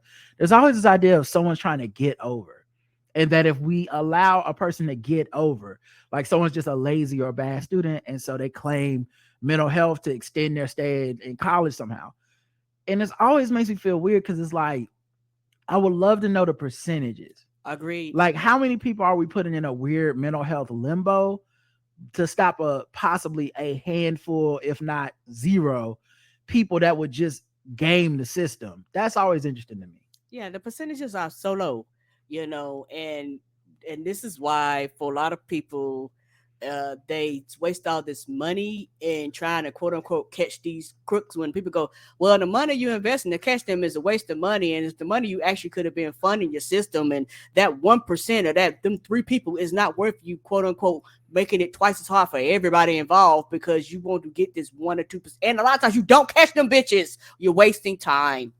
What about mental health of people that don't know the person personally, but are affected by their attempt to kill themselves? What about the people who themselves are survivors of suicide? What about the people who most often other students that may have found that person that tried to kill themselves and call 911 services to save their life? What about their mental health? What if you're the person roommate? How do you just return to the room with them or without them? Well, oftentimes I think there's even clauses for the roommates and the people, stuff like that too. I ask all these questions because I thought about this with college going kids. What's crazy to me is some colleges can't disclose personal information to me, even as a person paying tuition, without my kids' express permission because of the Family Education Rights and Privacy Act. And when I learned about a kid from my kid or email from their school or on the news that a kid killed themselves, I'm saddened first. Then I wonder who knew. I mean, really knew about this person's mental health challenges. I bet money every time on the parents and guardian and some close friends way before I would believe the college knew a thing. College kids can be so, well, I'll say this though. That might be true, but also in some cases, when kids are leaving home, it is possible that the college and the people around them would know stuff that the parents and the people before they went to college did not. Yeah, I can see I that. think I saw that a lot where like kids were almost forced to either hide or conform or whatever, and then they get to school and they able to like get some other alternatives. Sometimes you even able to see things that you didn't understand were unhealthy or bad because they were so normalized that maybe your parents don't even know they're bad. They're like, oh, that's just how it is. You just got to pray on it or something. And you get to college and somebody's like, no, that's not normal. You need therapy or you need to talk to someone about that. So Yeah, and also the thing is, these questions that you're asking, a college to do, quote unquote, those are things that the college will have to discuss. And a lot of colleges are like, we can do things up to a certain extent. And my thing is, there are a lot of people with mental issues that don't, quote unquote, show or exhibit mental issues. And so everybody, so it might be one of those things where something happened and they might not have told nobody. They might not have said anything. They might not have commented on anything, because some people actually literally do keep things to themselves and they don't share these things. So it's not always that people see the signs. Sometimes people don't see the signs. yeah, I agree. And honestly, we're asking, it's a quagmire we're talking in very broad strokes, but a lot of these problems are very individualized and not necessarily one size fits all. For some people, like just the disclosure of privacy thing, for some people that might be the trigger, and for other people that might be what brings in the help. And the other thing too is, and I never know 100% the best way to discuss these things, but we always discuss this from an idea that we can solve the idea of someone wanting to take their own life or wanting to die by suicide. And I think that is part of the problem. And because once we act like that is the default, we also then start feeling like we should blame someone. And that's why you get all the check on your strong friends and the when someone dies of a drug overdose, people start finding the other people that knew them to be like, it's your fault. Like there's something in us that wants to assign blame. And in this case, whether it be the college, their friends, their parents, there's like a blame that has to be going around. And a lot of these questions really are more about who are we going to blame. College kids be so afraid to tell a friend to go get professional help or say this too much for me to handle because of the way it feels. Some seems intrinsically to them. They want to be supported with no professional background in therapy or mental health. Yes, Like colleges. adults. Yeah. Yes, colleges can be in the know about kids' mental health, but only if the person is using college services or people are worried about their safety. But I think in general, colleges find out shit when it's too late related to mental illness. And this is because I believe anybody can develop mental health issues at any time. People don't normally go advertising there thinking about killing themselves, just like no one wakes up and says, yep, my mental illness is just about ready. I say all that and ask all these questions because there are no reasonable answers or solutions. Mental illness is real and very difficult to manage or address. Manage or address. For me, I accept financial resources outside myself, especially my own, are limited for my kids' well-being sometimes. College is an educational place with limits, but I want my kids' college to have equitable access to all college things for their well-being. Life be lifing. That's true. That's true. And it's also boils down to, and it's not to sound mean or cruel, but the expectations of what parents have for college and what colleges can actually and legally do are two different things. Yeah. I think a lot of parents send their kids off to school thinking the college is going to be exactly like home, and baby, it is not. Yeah, and also home ain't always good for people. Agreed. They might not be coming from a great home situation. EVE's, but I'm not knocking him down. I think all these questions are very valid, good questions. Agreed.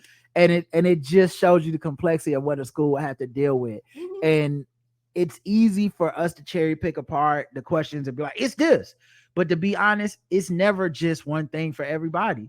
There's gonna be some people that it's like, yeah, while we're dismissing this thing, it's affecting this other person, and we're missing the thing that's bothering them. So great points. Evie says, I think the people who continue to give Kanye a platform to spew his bullshit is even more complicit than Kanye at this point because they know he's unwell and just using him for clicks.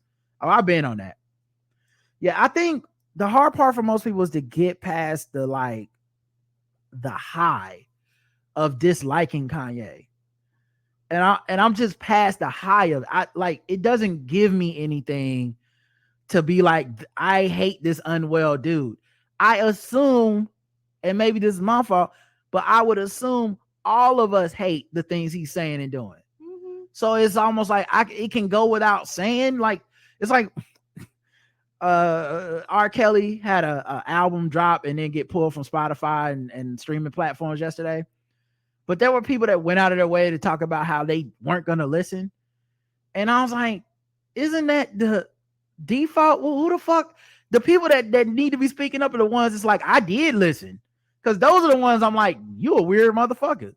You know what I mean? Like I saw somebody on my Facebook, one person said, I listened, it was a good album, even though I do think he did it. I'm like, well, the album's called I Did It. What the fuck? Like, it's not. Good congratulations for being the one weird motherfucker that needed to know and wanted to tell everybody how jamming it was to you. But I just thought, yeah, the other version of that gives me nothing. Guys, I'm not listening. Yeah, no shit. You weren't listening, no way. Who the fuck? Like, okay, if you were, why would you tell anyone? Yeah. I think a lot of people get a kick out of faux cotton. Yeah. Unfortunately, Kanye will continue his downward spiral because he has a persecution complex, and I believe in his mind that the more people turn against him, the more he feels like he's right, so he's going to keep it up. That's exactly what I think is happening in his brain. And no, it doesn't make sense because he's mentally ill and he's it is very unchecked, untherapied, unmedicated. And I haven't heard anything new or interesting about Kanye in months now, and if not years. And I don't know if it's a fatigue thing or just we're addicted to like needing somebody to dislike, but everything he does that people find disgusting, I'm like, yeah, but you kind of keep going, but come smell this. But come smell this, man. Doesn't it stink? It's like, we know what Kanye smells like. It's been years. I don't know that there's anything he can do that's going to truly make me be like, well, this is relevant and new.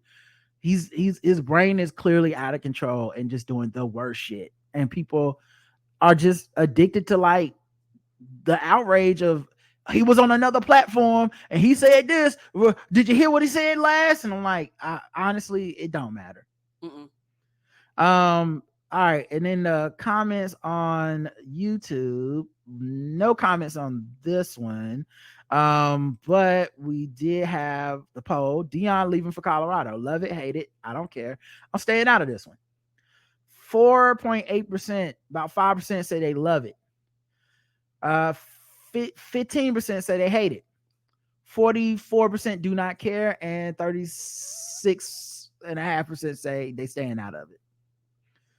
All those percentages kind of make sense. I think it's interesting how few people love it, because I think that's the contingent I've seen fighting the most is the people that love it or hate it. Right. And I think the people that love it, to me, are equally as fucked up as the people that like are calling him a coon and shit. Like, to me, they are both the same side of the coin when it comes to the way that they're dismissing everything in between. Right. And the average person is in between. Yeah. And that is just not a very convenient. It's just not a very convenient thing. It just is. But yeah, so Dion leaving for Colorado on Spotify, 11% love it. Of course, they get into the money, they get it. Come on, they understand his mentality. That's double what it was on our website. 18% hate it, which is actually higher too. So I don't know. Maybe they like, he already rich, he can do what he wants. I don't care the way. 37%. Maybe they was like, I invested and I lost my money on my investment. What investment? They was like, they were the people in the city. They was like, I was in the city, I supported, put my money in that, and now my money is gone. Nope. I don't know where the investment came from, but yes, Karen, I agree. Thank you. I don't want to fight. 37% say I don't care either way, and 34% say I'm staying out of this one. And then the comment was must have been the money. Adibola says the same Alex Jones who just lost a defamation lawsuit. Yeah, he had Kanye on and was like, Kanye, you need to chill out. You're going too hard on the Jews. J Damo 8 says, so right about the tough environment. We had several suicides at Georgia Tech, and we as students told the departments about how the toxic work yourself to death culture needs to change. Yeah, it's just, that's the thing that's like, I'm on the kid's side on this. I just wonder, I just think it's gonna take a total what word am I looking for? It's gonna take a complete overhaul of what people think college, what makes a college good. Right. That's what I meant. I guess that's the simplest way to say what I was trying to say last week. And I think most people can understand that. What makes a college good to a lot of people is what makes people mentally break. And you can't have both, in my opinion. And so I would love to see those kids win, but I also think it won't matter unless the college changes the very nature of what it means to be like Ivy League and shit. Agreed. Keisha says it's always about the money. And Jane says, obviously, wish him well. After reading Twitter comments on HBCUs versus PWI debate and people dragging on Shannon Sharp, I'm staying away from this like how I voted. It's giving me a headache. I feel you. Yeah, it got to be a bit much. I found everybody going too hard one way or the other to be mildly annoying, to be frank. It was just like, okay, so you just completely don't understand the other side of this at all. That seems a bit of a reach. Like, right, everyone should be able to understand the other side of this one. This ain't that deep to me. Like, he got a better job for more money, totally makes sense. He definitely lied and overplayed and oversold some shit and used some of the race rhetoric. Definitely makes sense. People would feel a way about it. Don't understand how it ain't that simple. Right. Episode 2642, Sneaky LinkedIn. Appia says here gas is also lower again. It's still higher than it used to be maybe a year ago, but it went down a lot. Yes, but in America, it's back to before Putin invaded Ukraine. That's still higher than it used to be, but less than it was at the highest. EV says they've been proposing real ID since 9/11. At this point, I don't think it's ever going to happen. Besides, it's a hassle to actually get one. In my state, they cost more, and not all the license centers can do them, so they're not always in convenient locations. And since you only really need them to fly, a lot of people just won't get them. Yep. I can see that too. Right. All to keep the quote-unquote terrorists off the plane. Yeah, you're going to have the vast majority of the population not get one, not invest in one, just like the vast majority of the population doesn't have like passports, but they have driver's licenses. Why is my driver's license valid enough? Because it's going through your system. And then comments on the YouTube. Carrie Moon 1 says, sounds like hurts. I always use Enterprise. My mom says he got that twinkle in his eyes when he talking and smiling. Come on over here, girl. I got the twinkle in my pants too. Talking about TJ Holmes. Sneaky LinkedIn, the way I wheeze says sugar and spice for. Thank you. Glad you enjoyed that one. And I think that's all the comments. For some reason, it's telling me it's 4 comments, but I only see. What if some are in spam? Might be. Oh, okay. Give me 1 second to see if there's some type of comment that didn't get. It was uploaded. like, I don't recognize you. Yeah, I know sometimes they have things where like the comment is held for moderation. You have to approve it. Yeah. And so once it's held for moderation, like if someone, and who knows, I might be clicking on this shit and it's gonna be like, I hate you blacks, I don't know. I don't know. You could just go back, nigga. Oh, okay. It's not held for moderation. I don't know. Okay. For some reason, it's just not showing. One person's comment did not get shown. No, sorry for the one person. Yeah, sorry, buddy. We didn't get it. All right, back to the poll, which is real. Will real ID ever be enforced? Yes or no? No. 42% of people say yes. 58% of people say no. No, because they keep pushing it back. It's 50-50 on Spotify. Lutelius, no, is the comment. Steven says, damn, what's with the bit dig against mechanics? Shit, we can be excellent too. LOL, it's all love. Sorry about that. You know, somebody had to catch a stray. Shay says, I think it went more like Lutelius. Yes. White Family says this episode is double flame emojis. I was yesterday years old when I found out that Amy Robach's ex is Andrew Shue, who is the younger brother of actress of Hollywood Hollow Man and The Boys fame Elizabeth Shue. Love the show. Miss Mary Smile says we need merch with Karen saying "oh no" and her emphatic right. Adabola says, I wonder how many of these people are mad Deion Sanders for leaving the HBCU, also supporting defend Kanye. I just feel like people are pro-black when they want to be independent on the logic. Mad at him. I'm gonna be honest, I would need to see the overlap on that Venn diagram. I don't think those circles, at least from what I've seen, I don't think those circles overlap. But who knows? You know what I'm saying? Like, I guess there's a type of hotep that would be mad. You know what? I don't dig in them circles, so I don't know. Maybe you're right. I just do not fuck with them people. Both, you know, if you've been defending Kanye, I actually don't know what you've been up to. So I have no idea what you've been up to. Somewhere, I think Dr. Umar was on the Breakfast Club, so he's probably definitely one of the people that defended, who was mad at Deion Sanders for leaving a black university and probably did defend Kanye's anti-Jewish shit. I can see but that. I don't know too many people like him. He's a rarity. Roger says, I wonder if his wife got her superpowers on December 21st, 2020. If so, I'm calling corporate. James, the black woman superpower. James says his soon-to-be ex-wife, who happens to be a lawyer, would ask Alexa to please play Junior Mafia's Get Money while counting her divorce money and securing the bag. TJ should have known better. And Raphael says, TJ Holmes' brother, now, if he had gone for a pog, I would have offered him a holiday discount. Not the holiday discount. On the Vanilla Morningside NFT launching in January 2023. Discount to all Decades Challenge participants. That's hilarious. All right, let's go to the last episode of the week, which is Penophobic. Episode 2643. Got 4 comments. Let's see. Brooklyn Shoebase says, I need the full story from the person who voted yes in the poll. It may be that house nurse, and then Sean says it may be that house nurse from Curb Your Enthusiasm season 5 episode 8. Listen to this podcast. Because the poll was, have you ever lost a job due to your genital size? Yes or no. And maybe he's talking about the nurse that had a wide vagina. Appia from Germany says, we didn't get COVID for the second time yet. It's really surprising. Let's see how the rest of the winter will go.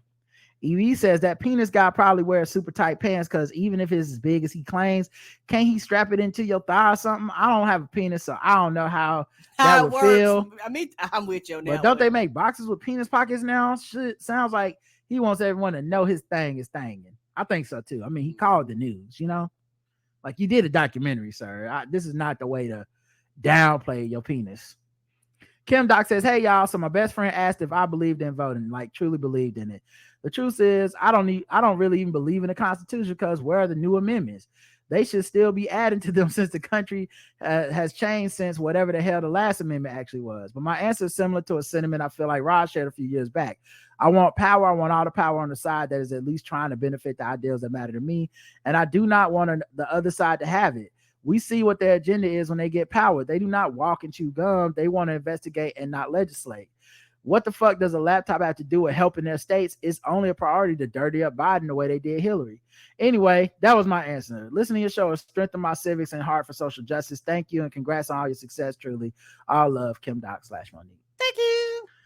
Yeah, man. I think you'd be hard pressed to find black people that believed in America, patriotism, voting, the Constitution, all that stuff in the way that white people tend to advertise their belief and faith in America. Yeah, you know, the whole like best country in the world, democracy. We have lived too many of their lies to act as if they are telling the truth. Right. Because as they can tell themselves something patriotic, we almost 100% of the time to the day can go and say, but that wasn't true for us. Right. So I don't think any of us, all black people are pragmatic and cynical to when compared to white counterparts to a certain extent. And I think there's some that have managed to like grift their ways into certain circles. But even when I see them, I don't believe they're real believers. Like when I see that Brianna Joy Gray person, I don't think she really believe what she be talking about. I think she's just hustling because there's no black people that really truly think socialism is coming and racism will end and everyone will be great and it'll all work itself out. And you can tell because like even with around Brianna Joy Gray, when something racist happens with her colleagues, she just ignore it. Like, so that's still the cost of doing business over there is she's never going to be outspoken about anything. The only time her being a black woman comes up is when someone criticizes her who's black and goes, hey, I noticed that you let a lot of racist shit slide, or I noticed that you're, whatever you said was fucked up. Then it's like, I'm a black woman. All that to say, not to single her out, but she is an example of what I think even someone like that, I would never believe was 100%. Like, we do the things that we think will help, but none of us, we have all experienced too much of the things that are supposed to work not working. Let's see, and then we got comments on the website. I mean on YouTube. I'm sorry, those are the comments on the website. YouTube, were there any comments? No comments. Okay, cool. The poll was, have you ever lost a job due to your genital size? Yes or no? No. Or I never had a job. 10% said yes, and 90% said no. Now that's only 2 people on the website. On the poll for Spotify, 9% yes, 91% no, 0% never had a job. So they keep a job. They're talking about the people with the money. So it seemed like about 10% of people. It was like, ain't no broke boys over here. 10% of people. Now my question is how? I don't know. The people that Spotify is like, got to have a J-O-B if you're gonna be with me. That's their motto. I'm just wondering if somebody like pulled their dick out or some shit. Like what happened? What's happening? Let's see. In Shein slavery now is the comment. Shay says, could have freed 1,000 Shein slaves if I'd only paid for shipping and handling. Kisha says, please. Langston says, Rod, please, for the love of all that's good in the world, save the sound clip of the white man loving MLK. Hold it tight because that's funny as hell to me. Oh, I've been saved it. I loved it. I love it. I just very rarely is there a reason to use it. Right, but that was a perfect chance to pull it out the crates. Darren Rovell was in his motherfucking bag that day, y'all. Ooh, he did that. It's like a white man can't love MLK. Like what? You woke up and thought that was a good thing to say? I'm sorry if people think that a white man can't enjoy Black history. All right. I'm sorry. I'm sorry. I really am. I'm sorry if people think that a white man can't love Martin Luther King. Yeah. That is so good. So good. And then of course this one too. You got me? That one is so good. Yes, you got me. You got me? There's nothing better. There's nothing whiter than that. Kaylane says, I remember when Karen's called it in the robots. She be knowing for sure. She did call it. Lee says, I don't know about that. Honestly, though, if Shein stops her slavery, the next company will come in and just do the same thing. Shein slavery is wrong, but you have to go to the root of the issue. Well, you can't get to the root if you don't start with Shein first. I mean, listen, they don't want to invest in the 15 million in their facilities, not me. Raphael says Karen was on fire. I moved to motion to retrieve her name back from the whites. I'm so dedicated to this cause that I've even begun a GoFundMe to achieve this mission. Let's get it done. Safe travels. Let's get it done. Don't donate to this GoFundMe, guys. It's a scam. It's a scam. It's a trap. Don't fall for it, everybody. All right, let's go ahead and get into the voicemails. But I actually have to use the bathroom really quick. Okay. And I will play some music for y'all real quick until I'm back. All right, ready? If you are. All right, so the voicemail line 704-557-0186. Make sure it's 2 minutes or less. You'll get cut off, and then you'll be a weirdo that has to call back more than once. Here's the first voicemail for Katrina.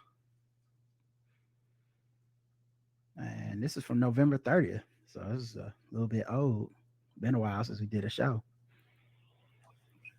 Hi, Karen and Rod. It's Katrina. And this way of calling in is much easier for me than emailing, even though I kind of blabber on. But I just finished listening to the last show, and I wanted to talk about your discussion of the article about men not having friendships,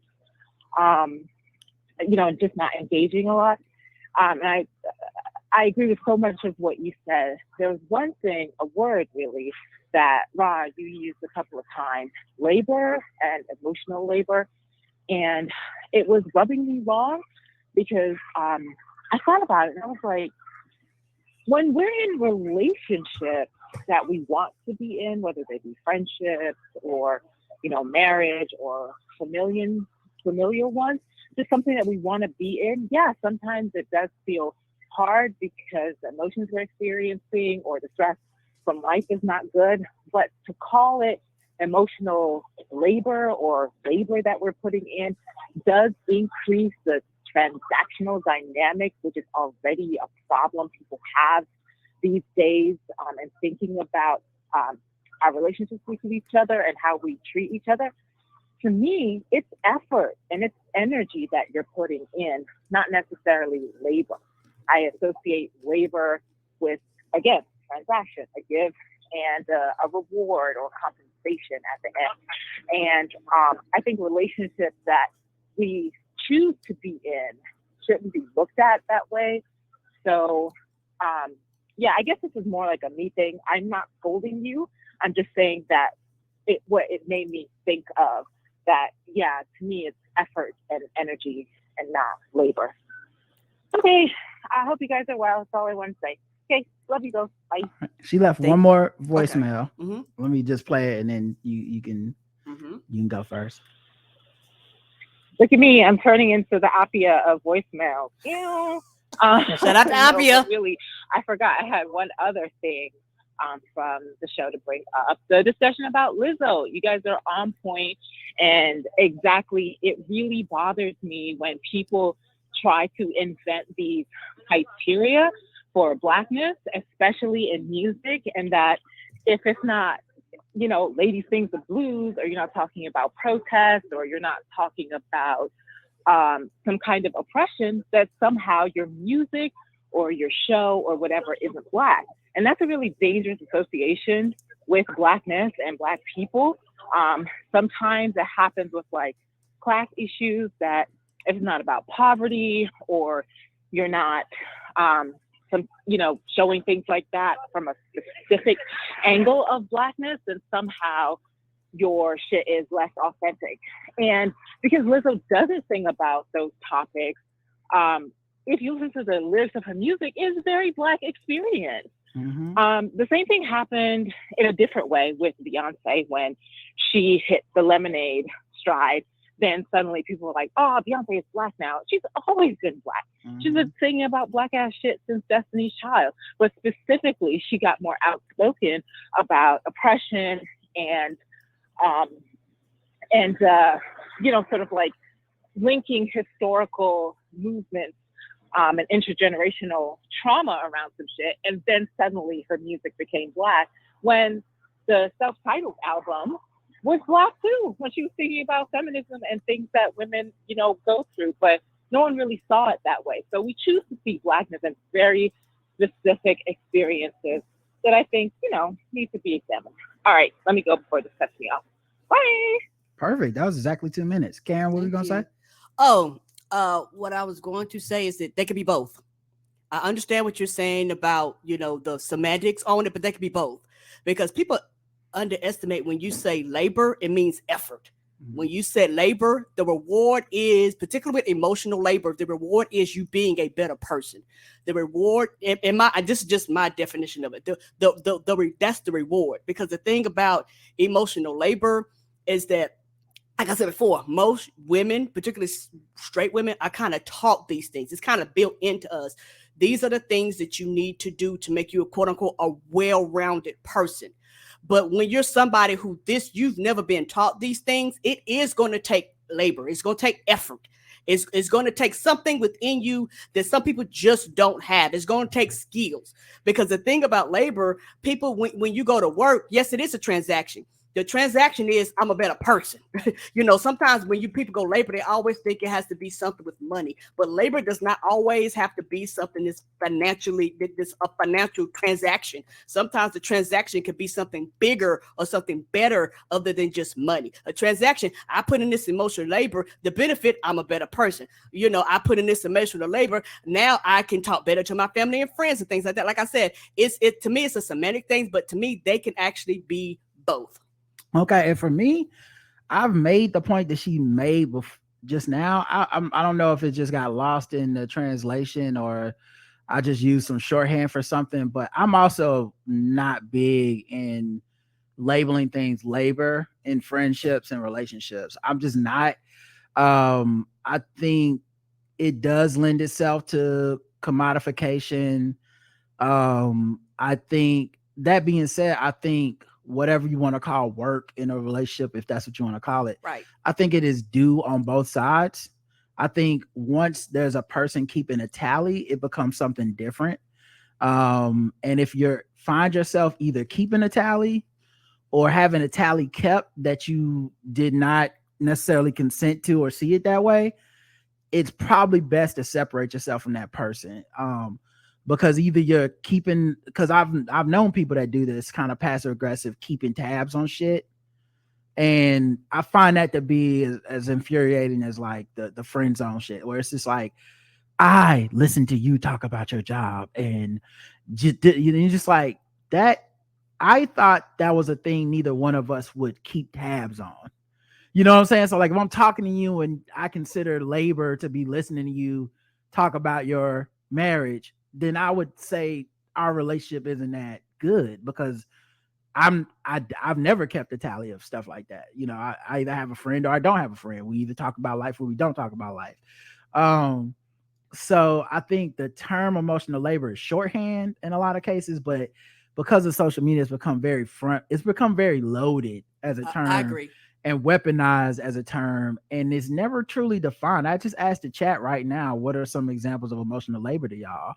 And I mean, we only had 20 people in the chat. I get it. So it's not a lot of people, but I haven't really seen people bring up any examples, because I think it's going to look just like what a friend would do for a friend, not like some specific thing you did for this person that they owe you for, you should be compensated for. So yeah, I'm with her on just that term is a not triggering, is a term that I notice a lot, and I've seen used in some very cynical ways. So yeah, I'm a bit wary of the term. I'm surprised that it must have either been in the article or something, but it's not a term I even use in my personal life. It's not a term I've ever said I've done for somebody.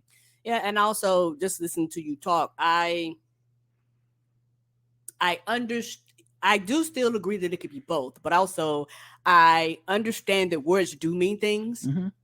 And I understand when it comes to quote unquote emotional labor, a lot of the labor part is put on women or in the relationship, where it's like, for a lot of men, they go, well, this is quote unquote work now. This is. So what are some examples you would say of emotional labor that these women are doing that men don't or can't or won't do? A lot of it is when it comes to it. This is just I know. We know. A lot of times when women have children, a lot of the children is based on her. A lot of times, in most households, women do the cooking. Yeah. So what you're describing to me is labor. It's not emotional. That's work. Yes, childcare is work. Yes, you see what I'm but saying? It's also the emotional connection to the children, the emotional connection to your husband, everybody emotionally depending on you to always keep it together and lead them in the right direction. That shit is emotional too to me. Like, it's more than just the labor part. It's the labor and the emotion combined. Because the thing is, it's quote unquote, because a lot of people have this thing. Once a woman has a child, you're supposed to just drop everything and you're supposed to automatically just become transform and be this mother that's supposed to just have all these answers. So, okay. I find it interesting where you're going. We weren't talking about that. We're talking about friendships, men and their friendships, not relationships, or you know what I'm saying. It wasn't about it was about men not having friends in this article. Remember what we talked about with the article? I agree with you about just labor in general, especially in a cishet relationship. Often women's labor and work being undervalued, underappreciated because it's women doing it specifically. We 100% agree there. So in a friendship though, right? In a friendship, what would you call emotional labor? Not so I just want to take relationship of sexual stuff out and just go to straight like people being friends. If a man is a friend with a woman, what labor do you think they're talking about? Or just even a friend man with a man, what do you think emotional labor would be? And I'm not saying that to like set you up or nothing. I'm genuinely asking because I was trying to answer this question myself. And I was drawing a blank as to what is emotional labor to me that I would pick out and be like, this friend, I did emotional labor for this friend. And the reason why, and maybe this is something I'm getting hung up. The reason why I keep saying that, because the whole purpose was that men don't have these connections because, and a lot of times we talked about like the relationship piece of it. And that's why I keep talking about when you talk about the labor piece, is there has to be a balance there. Yeah, I'm conceding that in order for us to move on. Okay. I'm not disagreeing or pushing back. I'm saying, okay, just take. I can't imagine anyone that doesn't agree. Okay. With that, like women do so much work that is just uncompensated and unrequited in a lot of relationships. So let's just fully go. Yes. Okay. So now let's go to friendships. What are examples of like emotional labor? And it's cool if you don't have. I couldn't come up with the answer my fucking self, to be honest. And I guess for a lot of it, a lot of this is almost individualized. It varies per person because when it comes to emotional labor, it might be what I call it. Somebody just y'all have a relationship and one person is constantly draining the other person as far as they tell you everything that's wrong, they tell you everything in their life, they dump all these things on you, but then when it's reciprocated, they don't have time. And I think in that case, that's not just a man thing. That I feel like a lot of people would describe their relationships with a lot of women that way. But I feel like if that is happening, that is more of a fact that you either don't have boundaries or you are not really friends with that person. Labor to me, I think, is transactional.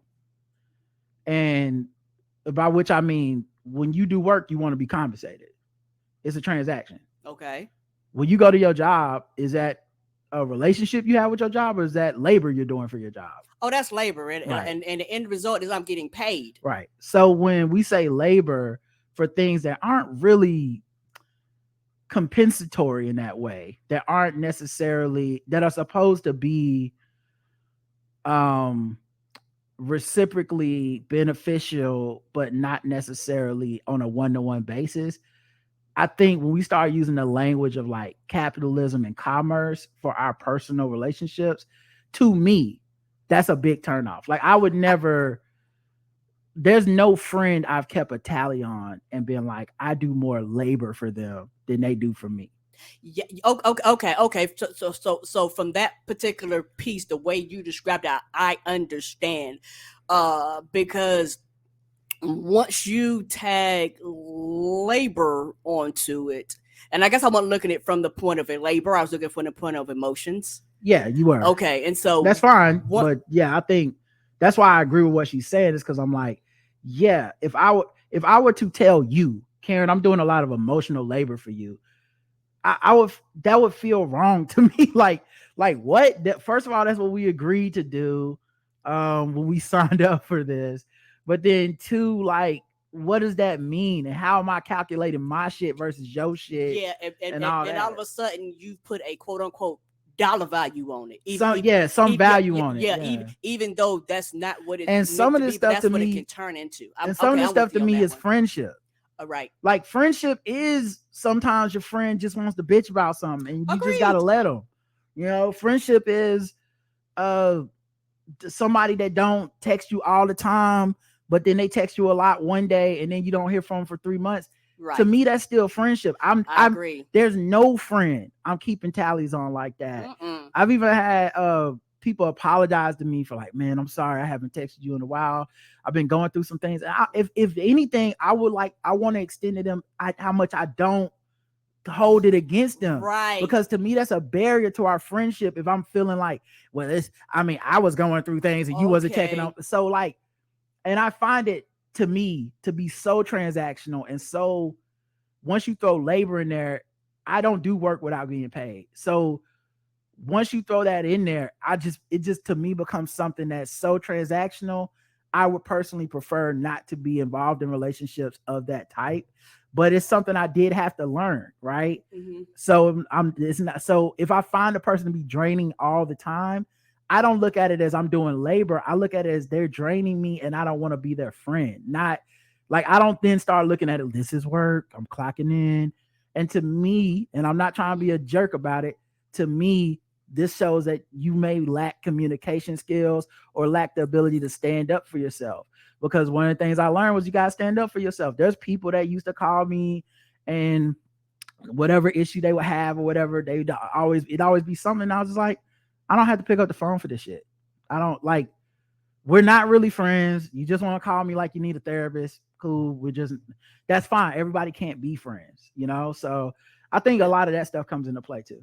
Yeah. And also, from that perspective, that makes more sense. Because I'm like you, I don't keep tallies. I don't keep tabs because I have all types of friends. I have one of my best friends. We've been friends for since I've been in my 20s, like 20 something years. And I may see her every few years.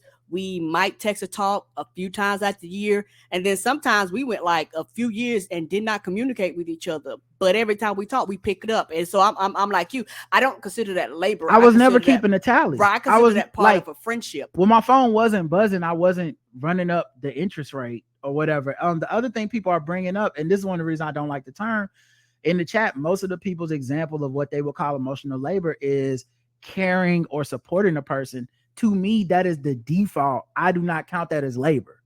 You see what I'm saying? If I care about the relationship of my friend, that's just what it's supposed to be. If it's a friendship, if it's a friendship, I would never call it labor. So anyway, I agree with Katrina on that.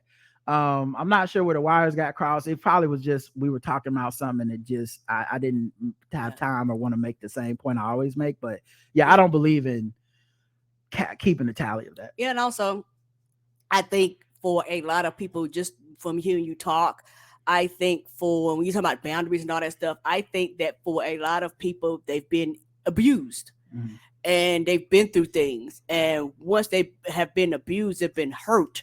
For some people, they change, they morph it into a transaction. Yeah, that's why I said I didn't want to be mean. Right. But and I'm talking about myself here too, because I don't want to be mean to my past self. But that was a lack of boundaries. That was a lack of standing up for myself. That was a lack of good communication.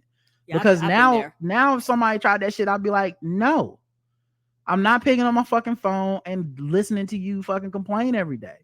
No, if it's feeling like work, then it's not really a friendship anymore in that way. Because, and it doesn't mean that friendships don't take work. What it means is that when it's work, it don't feel like work to me. I agree. I agree on that. You know, yes. Like when, like I was telling somebody, they were talking about marriage or something, and I can't remember who it was, but they were talking about something that I, you know, that had happened in like, you know, their personal life with their family or whatever. And like, you know, how do you get through that, blah, blah. And I said, I'm gonna be real, bro. You gotta have that dog in you. You gotta want to be the person that's there for that. Like, if you don't want to be the person that's there for that, then it's kind of like you signed up for the wrong gig, because everybody's got to be the person that's there for that. I see single people do this all the time. It's totally their right. But one of the things I always thought was funny with single people, especially those who aspire to be in relationships, is the amount of wanting someone to do stuff for them without reciprocating truly. And the casualness that they approach it with on some like, well, I don't see, like COVID's been a great example. well, if my man got COVID, he on his own or some shit. And I'm like, if you're married in sickness and health, more than likely you are going to be sitting right there while they got that COVID. Mm-hmm. And you might maybe move to a different part of the house, maybe wear a mask, but the whole like, I'll be back in 2 weeks, hope you don't die. That sounds good and funny and it's very hilarious to tweet, but that's not what a marriage is going to be, because let's imagine you're the sick motherfucker. Right. Your husband gets up and leaves for 2 weeks. Hope you don't die. I'll text. You're gonna feel a fucking way about that. And then when you do live, it's gonna forever change your relationship. Mm-hmm. You know, when you had surgery and I was sleeping in the hospital every night, I thought it was interesting how many people were shocked and thought I was a good husband for sleeping there. Even the people at the hospital was shocked. Yeah, they the was nurses, like, you still here? I had never thought that it was an option not to. Right. Because you know what I'm saying? Like, and this is what I signed up for. When you was in a hospital that time, I was there the whole It's what I signed time. up for. It's Same. not, I can't. And I didn't consider any of that. Yeah. labor. And I the only thing I would caution is to know what you signed up for. But it's also, this is a great example why I don't say I got a lot of friends. Right. I just have a few friends, that men and women, just a few of them, because I don't count this shit as labor. Once I think about this all the time, like people that maintain, I was thinking about this the other day for some reason, people that have a whole lot of friendships and they're always checking on everybody's birthday and everybody's this and calling all these people. I said, that is work, because it's like a full-time job. And at some point you got to admit, you can't be that tight with all the people. You can't, not with everybody. Yeah. And the people that's keeping a tally on that, kind of probably some dicks. Ain't they though? I've never kept a tally. Like, you know, I've never said in my life to anybody, not once, I'm 44 years old, I've never said, man, you didn't check on me on my birthday. Not once. I could care less. I don't, it's not, you got a whole life. A whole ass life. So it's just the stuff that I hear defined as labor are things that I would not care about. So I guess either I've never been accused of or used like a friend. I'm not a person that calls people only to complain and waste their time. But at the same time, I don't value that stuff in that way. So it's not labor to me. All right, let's go to the next one. This is our girl D Ramsey, PhD. Hey, Rod and Karen, this is D calling from the DFW. Of course, I'm on Spotify looking at the rap. I hate that I missed it last night, but y'all are so freaking cute doing this unwrapped. And once again, we, the tippers, appreciate every single thing that y'all do for us. Aww. The laughter, the political commentary, the social commentary. We just appreciate you all going above and beyond so that we're informed and we hopefully become better people.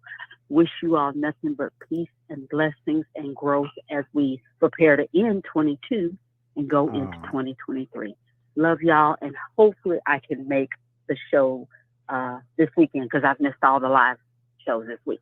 All right, love y'all. Bye. Thank you. Thank you. That is very, very beautiful. Very nice sentiment. And yeah, Spotify rap was fun and adorable, and we just felt like we needed to share that with the audience because that really is the data that is y'all. You know, that's y'all.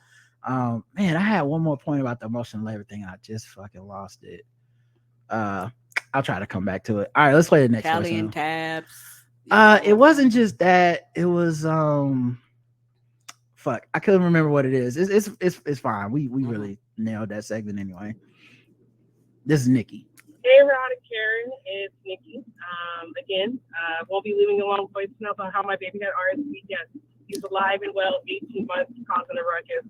He's good. Only lingering thing, he has asthma, but that's not what I'm calling about. So, smash you, Debbie.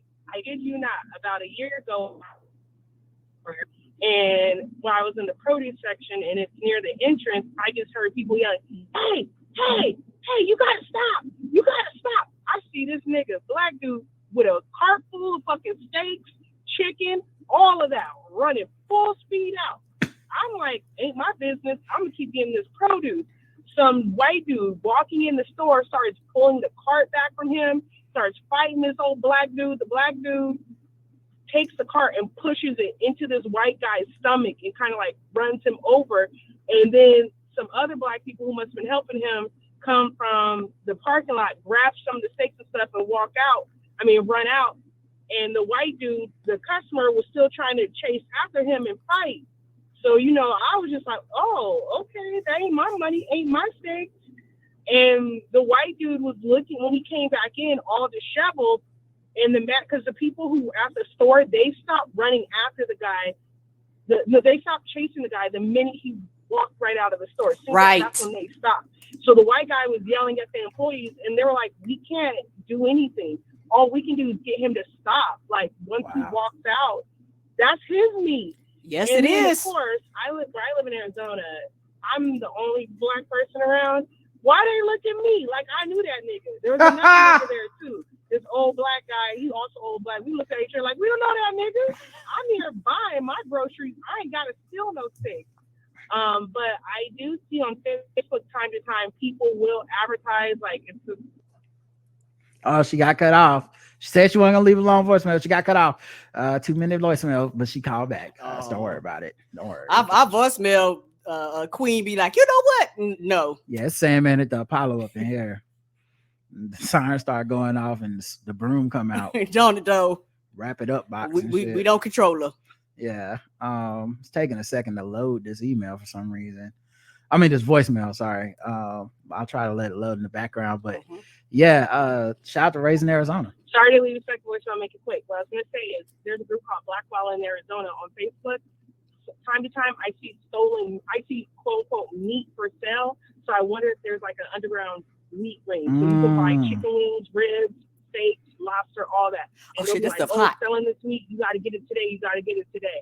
That's all I gotta say. So if you see some steaks or something on Facebook, might be some stolen meat. If you want to buy meat from a stranger, that's on you. I wouldn't do it. All right, guys, have a good day. Bye, Nikki. I wouldn't do it either. It looks like this. You want to get some meat on the low. The last voicemail. This is from today. But yeah, that's fucking hilarious. Hey, good morning, Rod. I was listening to the show live. I wasn't going to disturb the show, but I want to leave a message about the Deion Sanders situation and what I think a lot of black people are going through.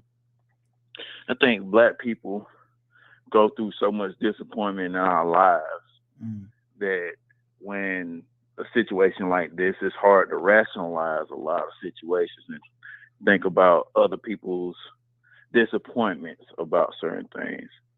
I would just want to leave that. I wanted to comment, but I forgot to do it. But this morning's feedback show reminded me of that. So love you guys. Talk to y'all later. And he called back and left another quick voicemail. So let me hear that one first before we reply. Oh, this is Jackie calling back. I forgot to say this about the Brittany Griner situation. It brought I thought that, because I say personally, I put out a post saying that I'm glad she's free, and it brought out all the hate. Yeah, it was coming out of the woodworks online.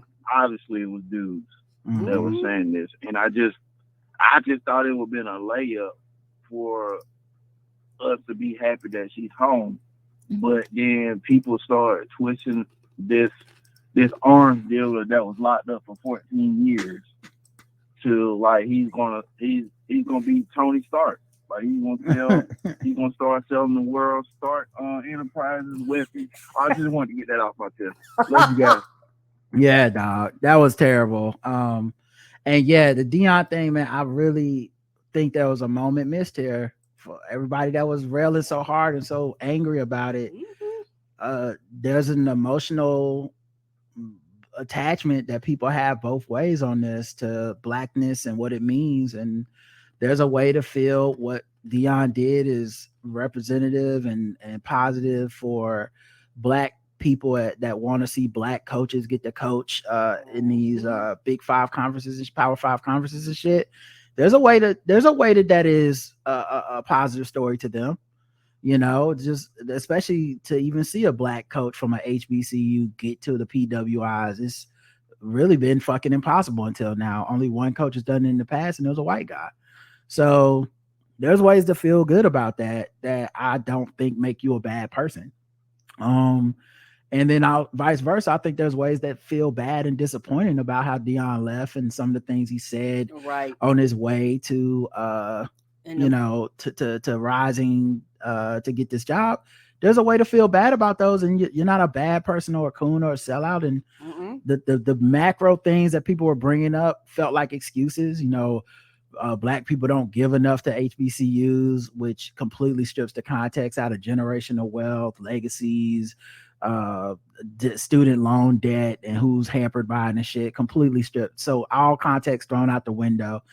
Shit people got mad at Joe Biden for not and made him go give money for student loans and Pell Grants and shit, knowing that those things are strapping black people down, but then just making it seem like black people are inferior and just don't want to give back to their universities. Bullshit, you know. They, you know, it just a lot of macro things that got heaped in this conversation were just very sad. You know, even people saying like, was they broke into his office like it was motherfucking East Side High and all HBCUs is just crime-ridden places, and it was just a lot of dog whistling stuff that black people participated in, and I thought it was all kind of sad that, you know, so much of that conflict was on display rather than empathy, you know, towards the people that felt hurt and the people that felt pride. Like I have empathy with both those people. Same. Emails. Miss Crystal writes in, let Karen tell her story. Y'all, I'm not just talking about my boo things, Rodrin and Karad. I'm talking to the tippers who heard Karen talk about her heartburn journey in a jovial tone, but thought she was talking from beyond the grave or up in ICU. Come on, buddy. Context clues. Y'all, my baby daddy Karen talking all upbeat and happy with her full voice. So y'all acting like you think the conclusion of the story was dire. Just come on, buddy. Karen, you're perfection, and I'm glad you're good to do your thing, baby girl. Rod, I understand where you're coming from, but you got to get canceled for interrupting a black woman. You spoiled the whole movie. Roger was like, I'm gonna tell y'all the end. Well, it's contradictory what she's about to say. That's hilarious. Like she's about to contradict herself in this next sentence, which I think is funny. Because the whole thing is like, we all know Karen's okay, so it's no big deal. But then she's like, you spoiled the movie. How I spoil it if you know she okay? If anything, I added more humor to the situation. You spoiled the whole movie if folks were in suspense. In the words of the illustrious, may he forever reign in power, King Jaffe Joffer. Let them wait. Let Karen tell her story in her own way, since she is a whole half of the blackout to the cinematic universe. If folks' blood pressure went up a little bit, tell them they welcome for that cardiovascular journey. Even if Karen was like, and then I found out I had cancer, it's her story to tell. Y'all don't mind me. I just turned 40 and don't know how to act. Love you both. Mwah, mwah, mwah, mwah. Mammy titty hug. Mwah, mwah, mwah. Miss Crucible. Oh, Miss Crucible, you are too much. Our girl Nerd Geek Ninja Iman wrote in, hey Rod and Karen, just wanted to write in and give you a little update about Bobby, the little black girl who was racially targeted for doing a great service to nature, killing them lantern Like, that's flies. what I was told to do. Recently, Dr. Ijeoma Apara, got in touch with her family and led them on a black girl science tour at Yale. I'm adding screenshots from IG and a short article about it. I'm just glad other black women in STEM are helping this baby heal and continue to be curious about the world around her. My daughter is 11 and also loves collecting bugs and rocks to examine. I usually only let her in our backyard unsupervised. If she is out front, I watch her from the window, and this story is why. Love Iman. Right. Yeah, that is dope that the community was able to like gather around her and celebrate her. I always worry about these children and the things they're experiencing from this fucking racism. It's just so sad because we don't get to be kids. Our kids don't get to be kids that long. There's always some fucking thing that's interrupting it. But that little woman, yeah, who looked like a whole ass kid. So it's dope to see these black women pull her in and celebrate her. And come out to support. That's super dope. So yeah, shout out to them. And let's go to the next one. Earl says, regarding Garland takes the game winning shot. He says, when I watched the verdict come down on the Oath Keeper sedition conspiracy trial, I was reminded of Donald Trump's legal entanglements. I've often heard you praise the job Merrick Garland is doing. Indeed, he has been deliberate, disciplined, and objectively nonpartisan in his approach. However, I liken it to a star athlete who delivers during the regular season. I'm not a lawyer, but I can't fathom how Trump isn't guilty of mishandling federal documents. Ironically, Trump signed a new law making this a felony to target Hillary Clinton. Garland's postseason is about after the special counsel recommends indicting Trump. Will he be clutch or will he choke? If he chokes, I'm sure he doesn't think the case is winnable, but win or lose, the country needs him to take the shot, Earl. I agree, he needs to take the shot. That's a good analogy. And the only thing I'll push back on is the stuff with the stuff with it being like a regular season. This is all overtime shit. This is all clutch. This is like, it wouldn't feel that way if so many people hadn't pushed back on just him even doing this. They said he wouldn't even do this. Mm-hmm. So to me, I'm like, well, I'm seeing Oath Keepers get found guilty of fucking treason. I don't know. Seemed like a pretty big fucking deal that y'all said he wasn't going to do and wouldn't happen. So you can't have it both ways where you shit on the man and say he wouldn't do it. Not you, girl. But people can't have it both ways where they shit on the dude and then when he do stuff, be like, it's not a big deal. You made it a big deal when you said he couldn't and wouldn't do it. Right. He's doing a good job. And they just got that fucking special master thrown out with the appeal, which is also good because that was some bullshit that Trump appointed judge threw in there. They are fighting the fight. It's just the legal system ain't as fast as Twitter, and everybody is on Twitter it's like they get paid in promoting anxiety and and disappointment and cynicism.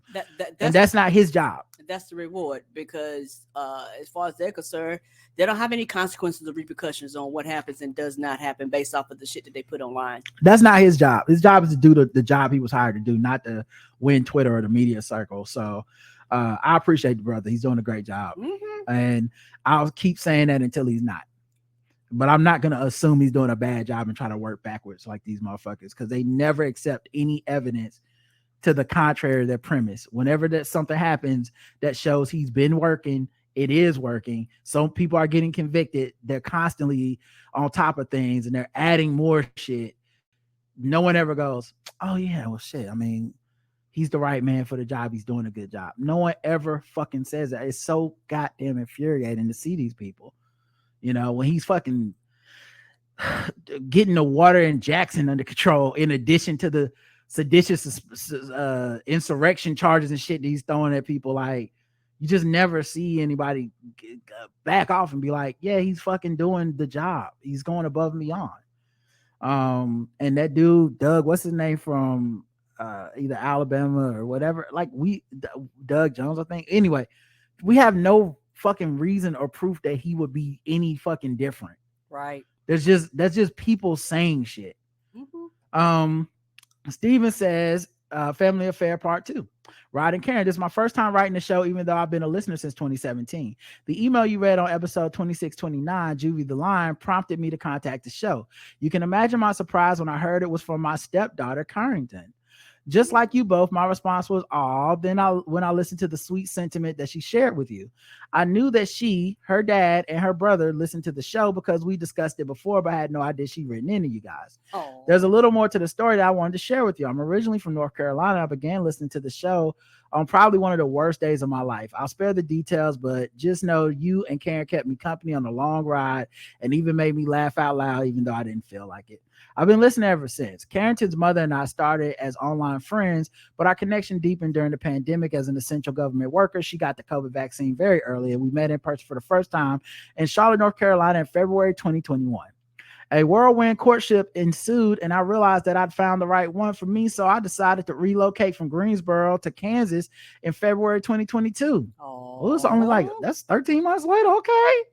I found a great job, sold my house, and we were married in August of this year. Wow. Oh, that's cute. Even though I'm a Midwesterner now, North Carolina will always be in my heart, so I hold all the things that remind me of my home state very near and dear, and that includes the Blackout Tips and UNC basketball. Go Heels.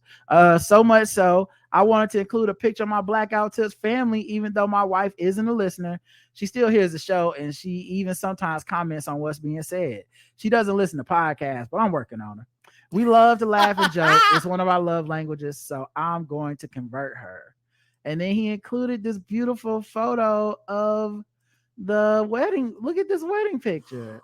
Oh, right? Look at y'all. Oh, adorable. We love to see it. We literally love to see it. Okay, thank you. I like pictures like that. Wow, I can't. Osh podcast, part of somebody's love story. I will never get over that. It's multiple times people have written in to tell us like, "Yo, I met this person or I saw this," and I'm always just like amazed and honored to be a part of y'all story. So thank you. Steve says, "Oh boy, hey y'all, just wanted to write in about the Kanye." Oh, Steph, I'm sorry, Steph writes in. "Oh boy, just wanted to write in about the Kanye situation. What the fuck was that? You know you're in over your head when Alex Jones looks visibly uncomfortable when you're praising the activities of Nazis. He went on the damn program and showed both testes and a hole. At this point, there should not be anyone defending him, but alas, that's not the world we live in. Rabid fans of his are still saying this is some part of some plan. What plan? They don't know either. At this point, like these stories always go, unless he gets the help he needs, we're basically waiting for him to do something that he cannot ever come back from. I remember when Dave Chappelle and other famous black men went over to Wyoming to visit him, and Dave said that he was fine and sane. He was clearly lying, and we all knew. Everyone enabled this. Now I think it's too late." Yeah, basically everything he said. I like yeah, I have nothing new to add to this shit. It's just the same shit. Like I'd love to have a different take, but I'll tell you what my different take is. I'm tired of people covering it just to dunk on it. You know what I mean? Because that's what a lot of this is like, it's I shouldn't say I'm tired of it. It's just annoying. From a content creator perspective, it's a layup. It's too easy. Like I want something a little more complicated than that for my podcast. So that's why we really don't talk about him in detail and play the clips and oh, I can't believe he said that. Don't make no sense. I think he lied about this. It don't make no. We know the Balenciaga stuff looked normal to me at first. Everyone online was like, "Ooh, it looks so bad to me from the beginning." That's a lie. It was someone who always is online who zoomed in on some of the papers on the desk and saw legal papers that made us all aware of it. I don't think any normal person just looking at the ad would have noticed this. Even the people who worked on the thing didn't either. I personally think it was some weirdo person who sneaked that crap in there and ruined everything for that brand and the people involved. Everyone seems to care about this sort of thing only when celebs and big brands are involved. Meanwhile, laws involved child crimes are still antiquated and have not been updated. It totally went over my head. Shout out to my man Bob from Firestarter. He had DM me to tell me about the papers in there, and people had zoomed in, and it was like clear, like trying to not dog whistle, but like bring up some pedophile shit as like an edgy way to promote this campaign. And yeah, they getting fried and they deserve it. One more thing, the Chris Brown almost performance from last week. I think the reason he couldn't perform was because Karrueche has a lifelong restraining order against him. She was presenting that night. The judge heard the voicemails he left her years ago and ordered one. But nobody seems to talk about those things. People say if Rihanna forgave you, you should too. As if she the only one he hurt in that way. That we should forgive and move on. Personally, no thanks. Sorry for the rant. Thanks all truly for the show, Steph. From my understanding, once again, secondhand information, I don't know if it's true. Y'all let me know. From my understanding, the Karrueche's restraining order has expired. So that they're saying that's not the reason. But a friend did hit me up and said, who is in the industry somewhere, and she said it was him doing a tribute to Michael Jackson, who, regardless of how black people feel, for the most part, white people definitely think Michael Jackson did that shit. I mean, they make so many jokes about it. It's in so much of their content. I know black people are in complete either denial or defense. You pick a side. I'm not trying to fight y'all today, but black people are like, a lot of us are a bigger percentage of us are more prone to be like, either Mike didn't do it or they ain't got nothing to do with Mike's music, right? White people don't feel that way, so they may have thought it was too much to have former or accused abuser and confirmed abuser, in some cases, Chris Brown, doing a tribute to Michael Jackson, regardless of the fans picking his album and winning.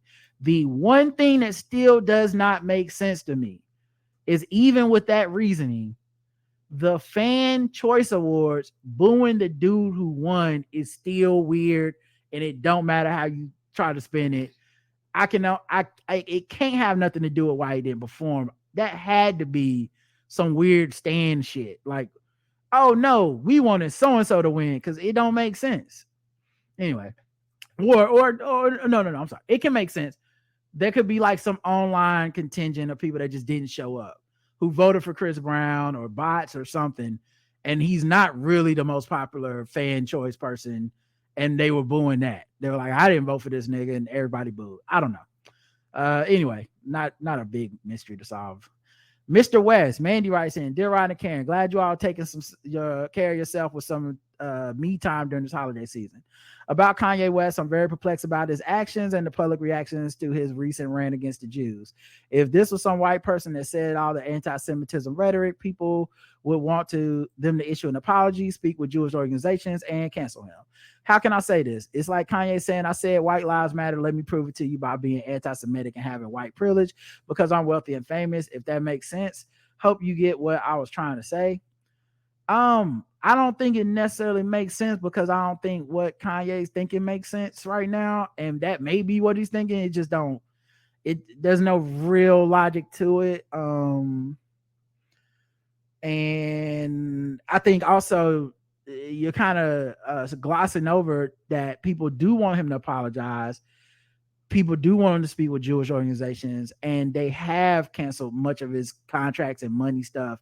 He just, in his brain, is not even calculating this as I should apologize and get my money back. He's like, in his brain, he's like, this means I'm the savior. But none of that has yet to happen to Kanye, though, because he is black and rich. No, man, you skipping over. It has happened. He's lost some $billions or some shit. Like, he's not a billionaire no more. He has lost things. I just don't think he cares. Nope. I don't think one, he'll never be broke, like eating at CC's Pizza broke. So he gonna always have some level of money and fame, and I just don't think he cares. He'll sacrifice the status. His brain right now is saying, I will sacrifice being a billionaire to tell the quote unquote truth. So there's no pressure.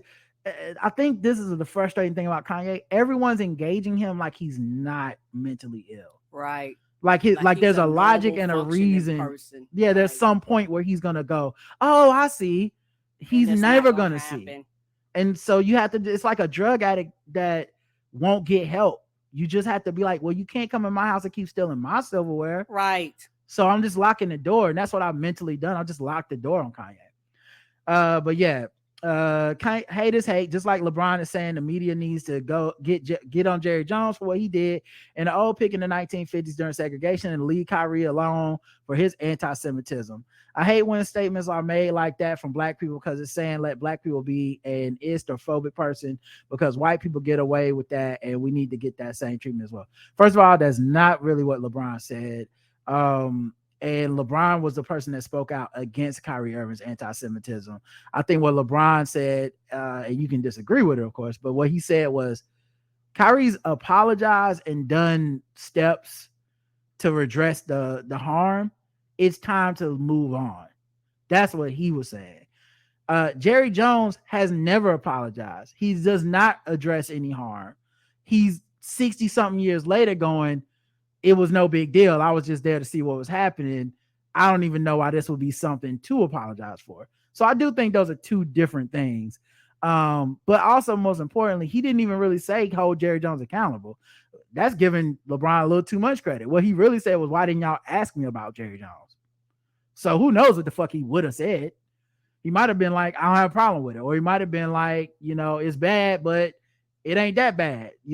Like, I think he implied a lot of passive aggressive stuff, but he didn't really. That was the weird thing about LeBron's statement. He didn't really say anything. He pointed out the hypocrisy of media rooms not understanding like racial questions and stuff like that. Like, they want to ask him about Black Lives Matter and Kaepernick, but not Jerry Jones. That's a valid point, but it wasn't he didn't really put a stance down in any of that. And it's been days now, and I'm thinking about it. He's never really updated us with a stance. So whatever happened the next time he got interviewed or whatever, it's not like they brought up Jerry Jones and then LeBron had some deep shit to say. So it's very weird. Black people need to be held accountable for our actions. Just because I'm black does not mean I have to engage in any ism or phobia whatsoever towards anyone. But everyone is just saying Kanye needs help. He's crazy. He's going through it. He will get over this, but it's not working. I hate to say this, but this is how we navigate mental illness in the black community. It's sad to say this, but it's true. People do not care about his well-being really because it's all a money game and clout. It just does not sit well with me. I do not want to say all hope is lost on Kanye, but I'm disgusted. He's responsible for his own mental health. Like if once you get to that foundation, a lot of the responsibility is taken off of you because he is. And it's one of those things too, to where like I said, people are responding and saying these things. Yes, he's still accountable. Both can be true. He is accountable for his own mental health and he's saying fucked up shit. They both can be true. But a lot of people are like acting like the mental illness piece is just not there. And that's the problem. Also, like, I just feel like Mandy's glossing over things. When you say hold him accountable, you mean like what? Take away his Adidas contract? Close his school? Lose, what I'm saying? Lose all his money in his shoes and his fashions. Like, he is being held accountable. I don't think, in some ways, I don't think he cares. Right. And in this current climate, every single one of these people, even the worst of the worst, has a group of people that will back them to the grave. Yes, they will. It don't matter what. Alex Jones still got fans. Like, it's just, so if we're looking for a 100% complete ostracization of Kanye West, it's never going to happen. And as long as you make that your goal, you're going to always feel bad. But I think in a low key, you're pathologizing black people in a way that's unfair to us. Because you're saying like, we should have some monolithic response to this dude that is never in any other area when it comes to within the group, really. You know what I'm saying? There's no group that doesn't have a person or two like this that some people within the group make excuses for, whether it be women, whether it be Jewish people, whether it be gay people, there's always some level of like contingent within the group that's like, yeah, but you know what I'm saying? And so I don't think black people are any exception to that. I just do not listen to or fuck with them niggas.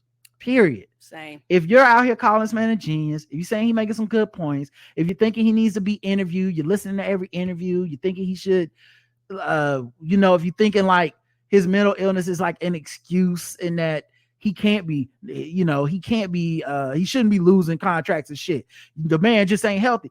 If you're one of these people, I'm really not fucking with you anyway. So I guess that's why for me it's very cut and dry. Like, yes, he's mentally ill. Yes, he should get help.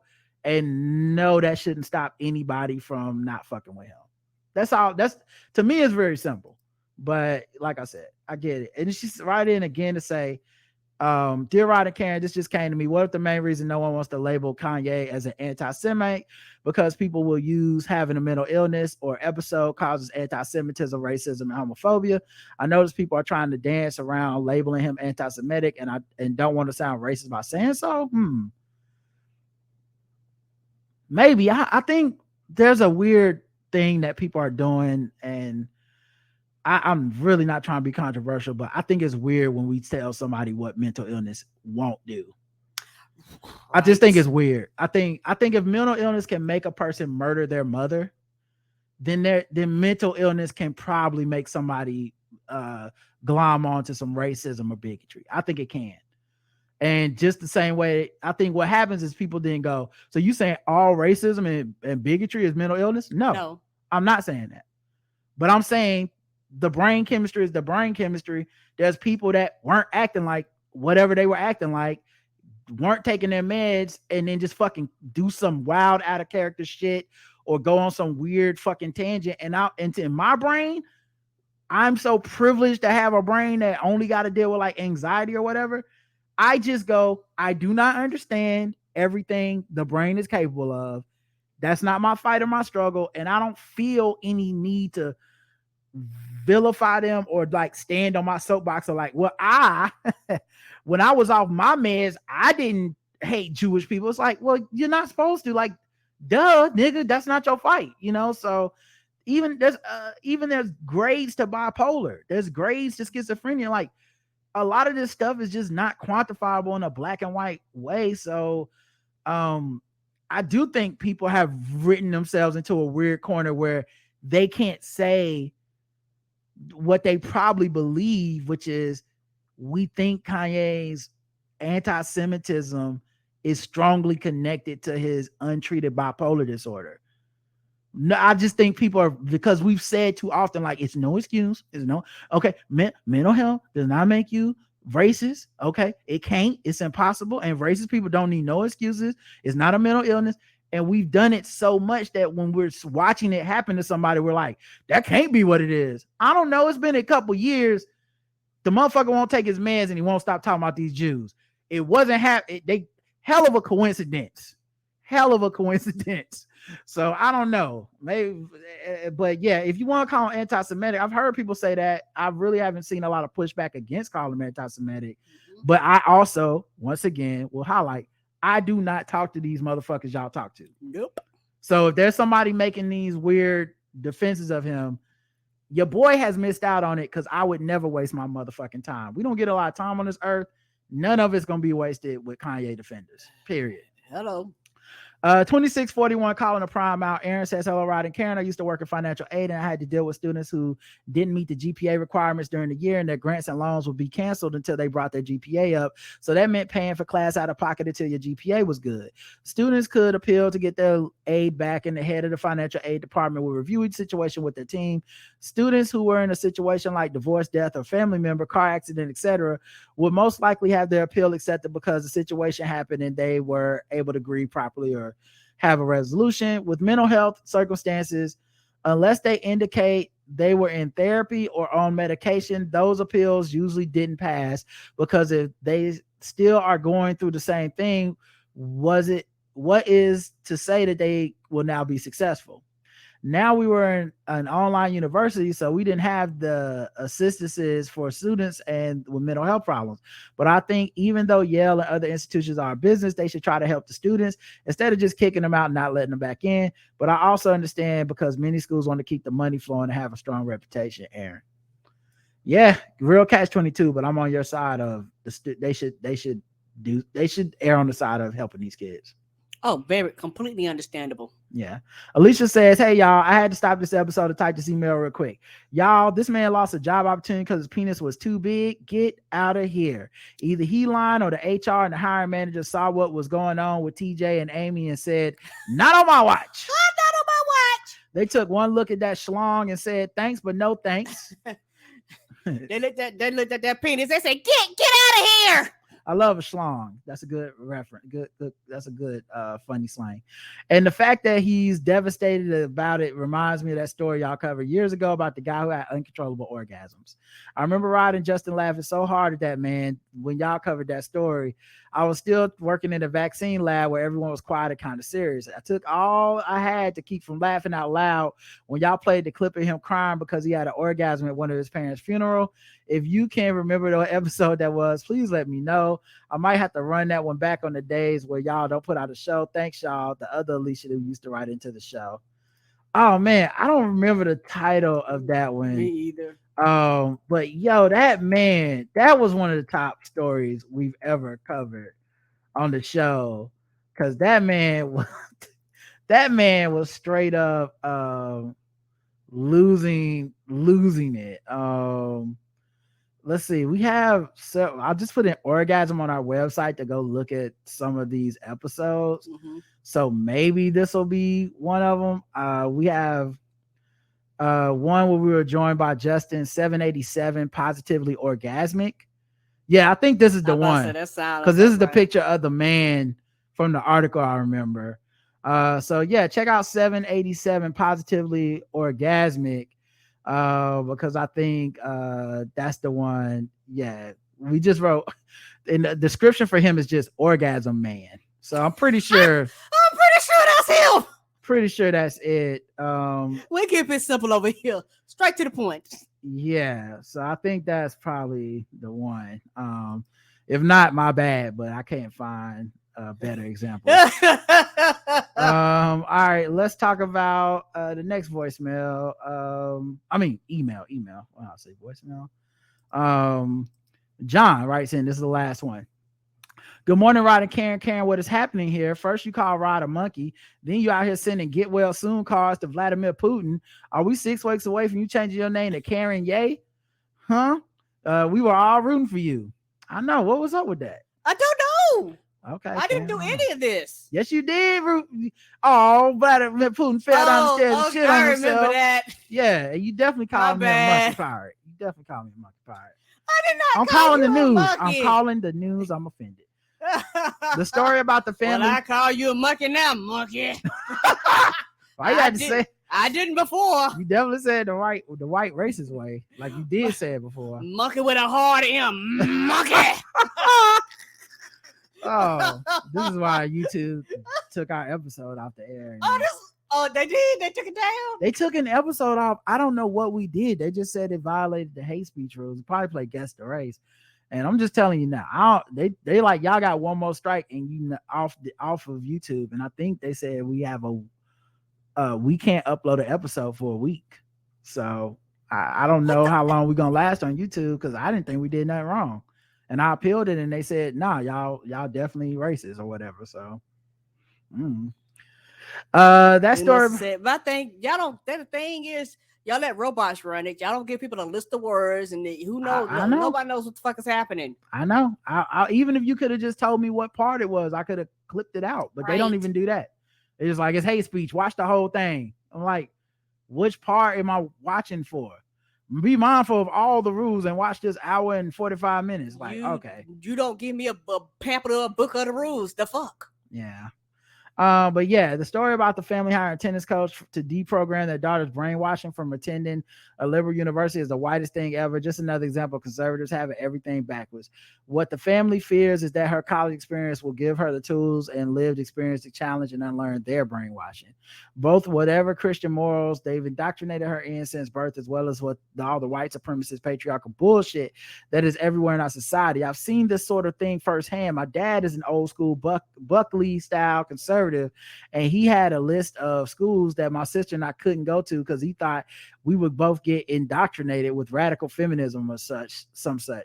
This fear of woke or PC college campuses is real and has been probably since integration. It's so silly, but it's real among white people. Rod, I really appreciate the deep dive on friendship for adult men. It's something I've realized that I need more.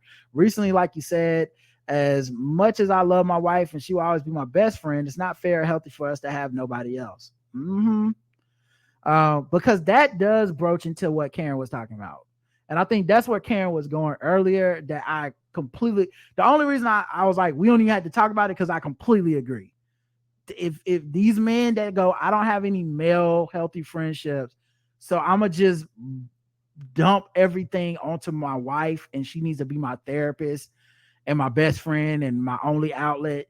That to me seems so short-sighted and it's intense. Not healthy for nobody and involved. If you start throwing in the actual labor, not just emotional, but the actual labor divide in a household, and you see that a lot of time women do the bulk of it and get the least amount of reciprocation. Once you add that in there, it's just a fucking it's just a like a blueprint for a fucked up relationship. And then all people aren't made equally. There's some women that go, fuck this and fuck you, and they're like, I'm not doing this no more. Yeah, of course. I mean, yeah, that's what I'm saying. It's almost like you're making it for where a woman would want to do that. It's like, oh, I got to do all the fucking work around here, and this like, who I can't really vent to you. You're always venting to me. I can't really lean on you. You're always leaning on me, and I'm a break. You know. But yeah, another thing I've noticed is that once we men start to settle down with wives and partners, etc., we also realized that a lot of our friend circle was based primarily on going out and trying to get laid. I realized that I had several friends who were really nothing more than that. Yeah, for sure. I can see that. Like the worst is when you are married and you go out with one of those type of people and you realize in the middle of the night or whatever, like, I'm not friends with this nigga. Like, what am like, I doing here? Yeah, it's like, this motherfucker's just out trying to holler at every chick at this bar. Why the fuck did I come out? I thought we were gonna watch the game and eat potato skins or some shit. You know, like I was ready for a complete washed night ending at 10 a.m. 10 at night at the latest. Yeah, they like, we stand out till 2. Yeah, these motherfuckers trying to go all night long and go to several clubs and parties. I don't do this. Y'all had me absolutely down with that TJ Reynolds cheating story. I think you meant TJ Holmes. Like Karen with young rappers, I have no idea who any of these people are. Well, we could tell because you said TJ Reynolds and not TJ Holmes. You like me? Who? Yeah. TJ Reynolds is a best-selling author of Eternal Online. Oh shit. So I don't that's some nerd stuff. Like Karen with young rappers, I had no idea who these people are, except Andrew Shue, who I remember from Melrose Place. But it was still absolutely hilarious. Rod, if I may ask, where is that I told you so, did not tell you clip from? With everything happening. Oh, that clip is from Family Guy. From Family Guy. It's the fucking best. Yeah. Oh God. Man, there's a couple of clips that we rarely get to use that are the fucking best. I told you. What did I tell you? Didn't I tell you? Cause I told you. And when did I tell you? A long time ago. And what did I say will happen when I told you? Exactly what just happened. Now, this clip is what I wasn't gonna say there's clips I rarely get to use. I was gonna end this sentence totally different. What I'm saying is there's a couple of clips that I find fucking hilarious that are wrong on so many levels. I can see that. Yes. And this is one of those. It's like I think the cutaway was something like, oh, well, that's like when a black woman told you something and you didn't listen and they had to let you know, like whatever it was. And then it cuts to like a black woman in a beauty salon. It's clearly a white man doing his voice of what a black woman sounds like. And that even makes it more hilarious. That shit tickles the hell out and of I me. get that some people would find that extremely offensive or whatever, and I'm not arguing with them. That's their cross to bear. But for me, god damn, that shit was so funny. And then another one that stands out to me that I've never even saved to do on this show, but is Robot Chicken. And this it was this clip where I don't even know how to find it, but it was this clip where it was like 12 Angry Men spoof, right? And the one black person on the black character, because it's an animated show, kind of. The one black character in the spoof talks real, for lack of a better term, slavey. He talk, and so they had the person, like the character, like talk like it was like, and how do you rule or whatever. It's like, oh, your honor, we finds the defendant, right? And so there's this beat because it's like this offensive racial like accent and probably done by a white man. But then the dude looks at the camera and says, what? Every black person on TV got to be a positive role model? And oh my God, that it's not just funny, it's extremely smart. Like it's not it's just true. Funny. Like the only thing truly quote unquote offensive about it to me is a white person made the joke. But if I'm being frank, I'm not even really offended. I think funny is funny. But it's so goddamn funny and right. And it's relevant. I think of this almost every time a black person gets real respectable about representation on TV, social media, whatever. Yes. I always think like, why is it our race gotta always 100% have positive role models? Some people are just fucked up, right? And people like them or they're charismatic, but it has no reflection on me. Like Chris Brown might be fucked up. That ain't got shit to do with me if you think Chris Brown's fucked up. You know what I mean? Pick the person. Actually, I shouldn't even have said a name, but pick a person that you're like, that person's the worst. I'm not sitting around being like, and that person represents how I feel. You know what I mean? And that's that. Or like Insecure when they're like, where are the condoms? And I just want that clip. I'm gonna go find that clip. I just want that clip where the dude like, every black person on TV got to be a positive role model. Because I'm like, yes. What the fuck? Why do we have to do that? That's not fair to us. Because we don't have no diversity. And not trying to be funny, all that positive shit, y'all niggas don't watch it. You lied. I watched the shit that y'all claim that y'all wanted. Nobody watched that shit. So I don't want to hear it no more. Anyway, I'm just saying it's hilarious. And sad that white people made the best joke about it. But that clip, I'm going to find it. With everything happening in the DOJ and Jack Smith, I feel like I'm going to need to put that clip into heavy use. Didn't I tell you? Yes, I hope so. P.S. Congrats on season 2 of Game Theory. I'll be on the lookout for a toilet snake joke. Cheers and stay safe, John. Oh, man. I don't know what jokes are going to get worked into there, but yeah, man. I'm rooting for Pootie Tang. That's what my vote is. Well, we did get a couple things in the mail. I think some cards. Yay! We haven't sent ours out yet, and it'll probably be a while. Like I said, some of y'all, these cards might not be coming till way after the holiday season. But thank you for those who emailed us your mailing addresses and those who've sent theirs already. This one is from the Smiths, and it says, we hope this season brings you many great memories and wonderful reasons to smile. May every day of 2023 bring new opportunities for joy and laughter, warmth and love, and everything you desire. And it's this beautiful couple right here. Can y'all see this? Oh, adorable! And they got the matching pajamas, and then they got like a whole photo shoot. Yay! They got like the cat. The cat is in there. I don't know what's up with these pet lovers.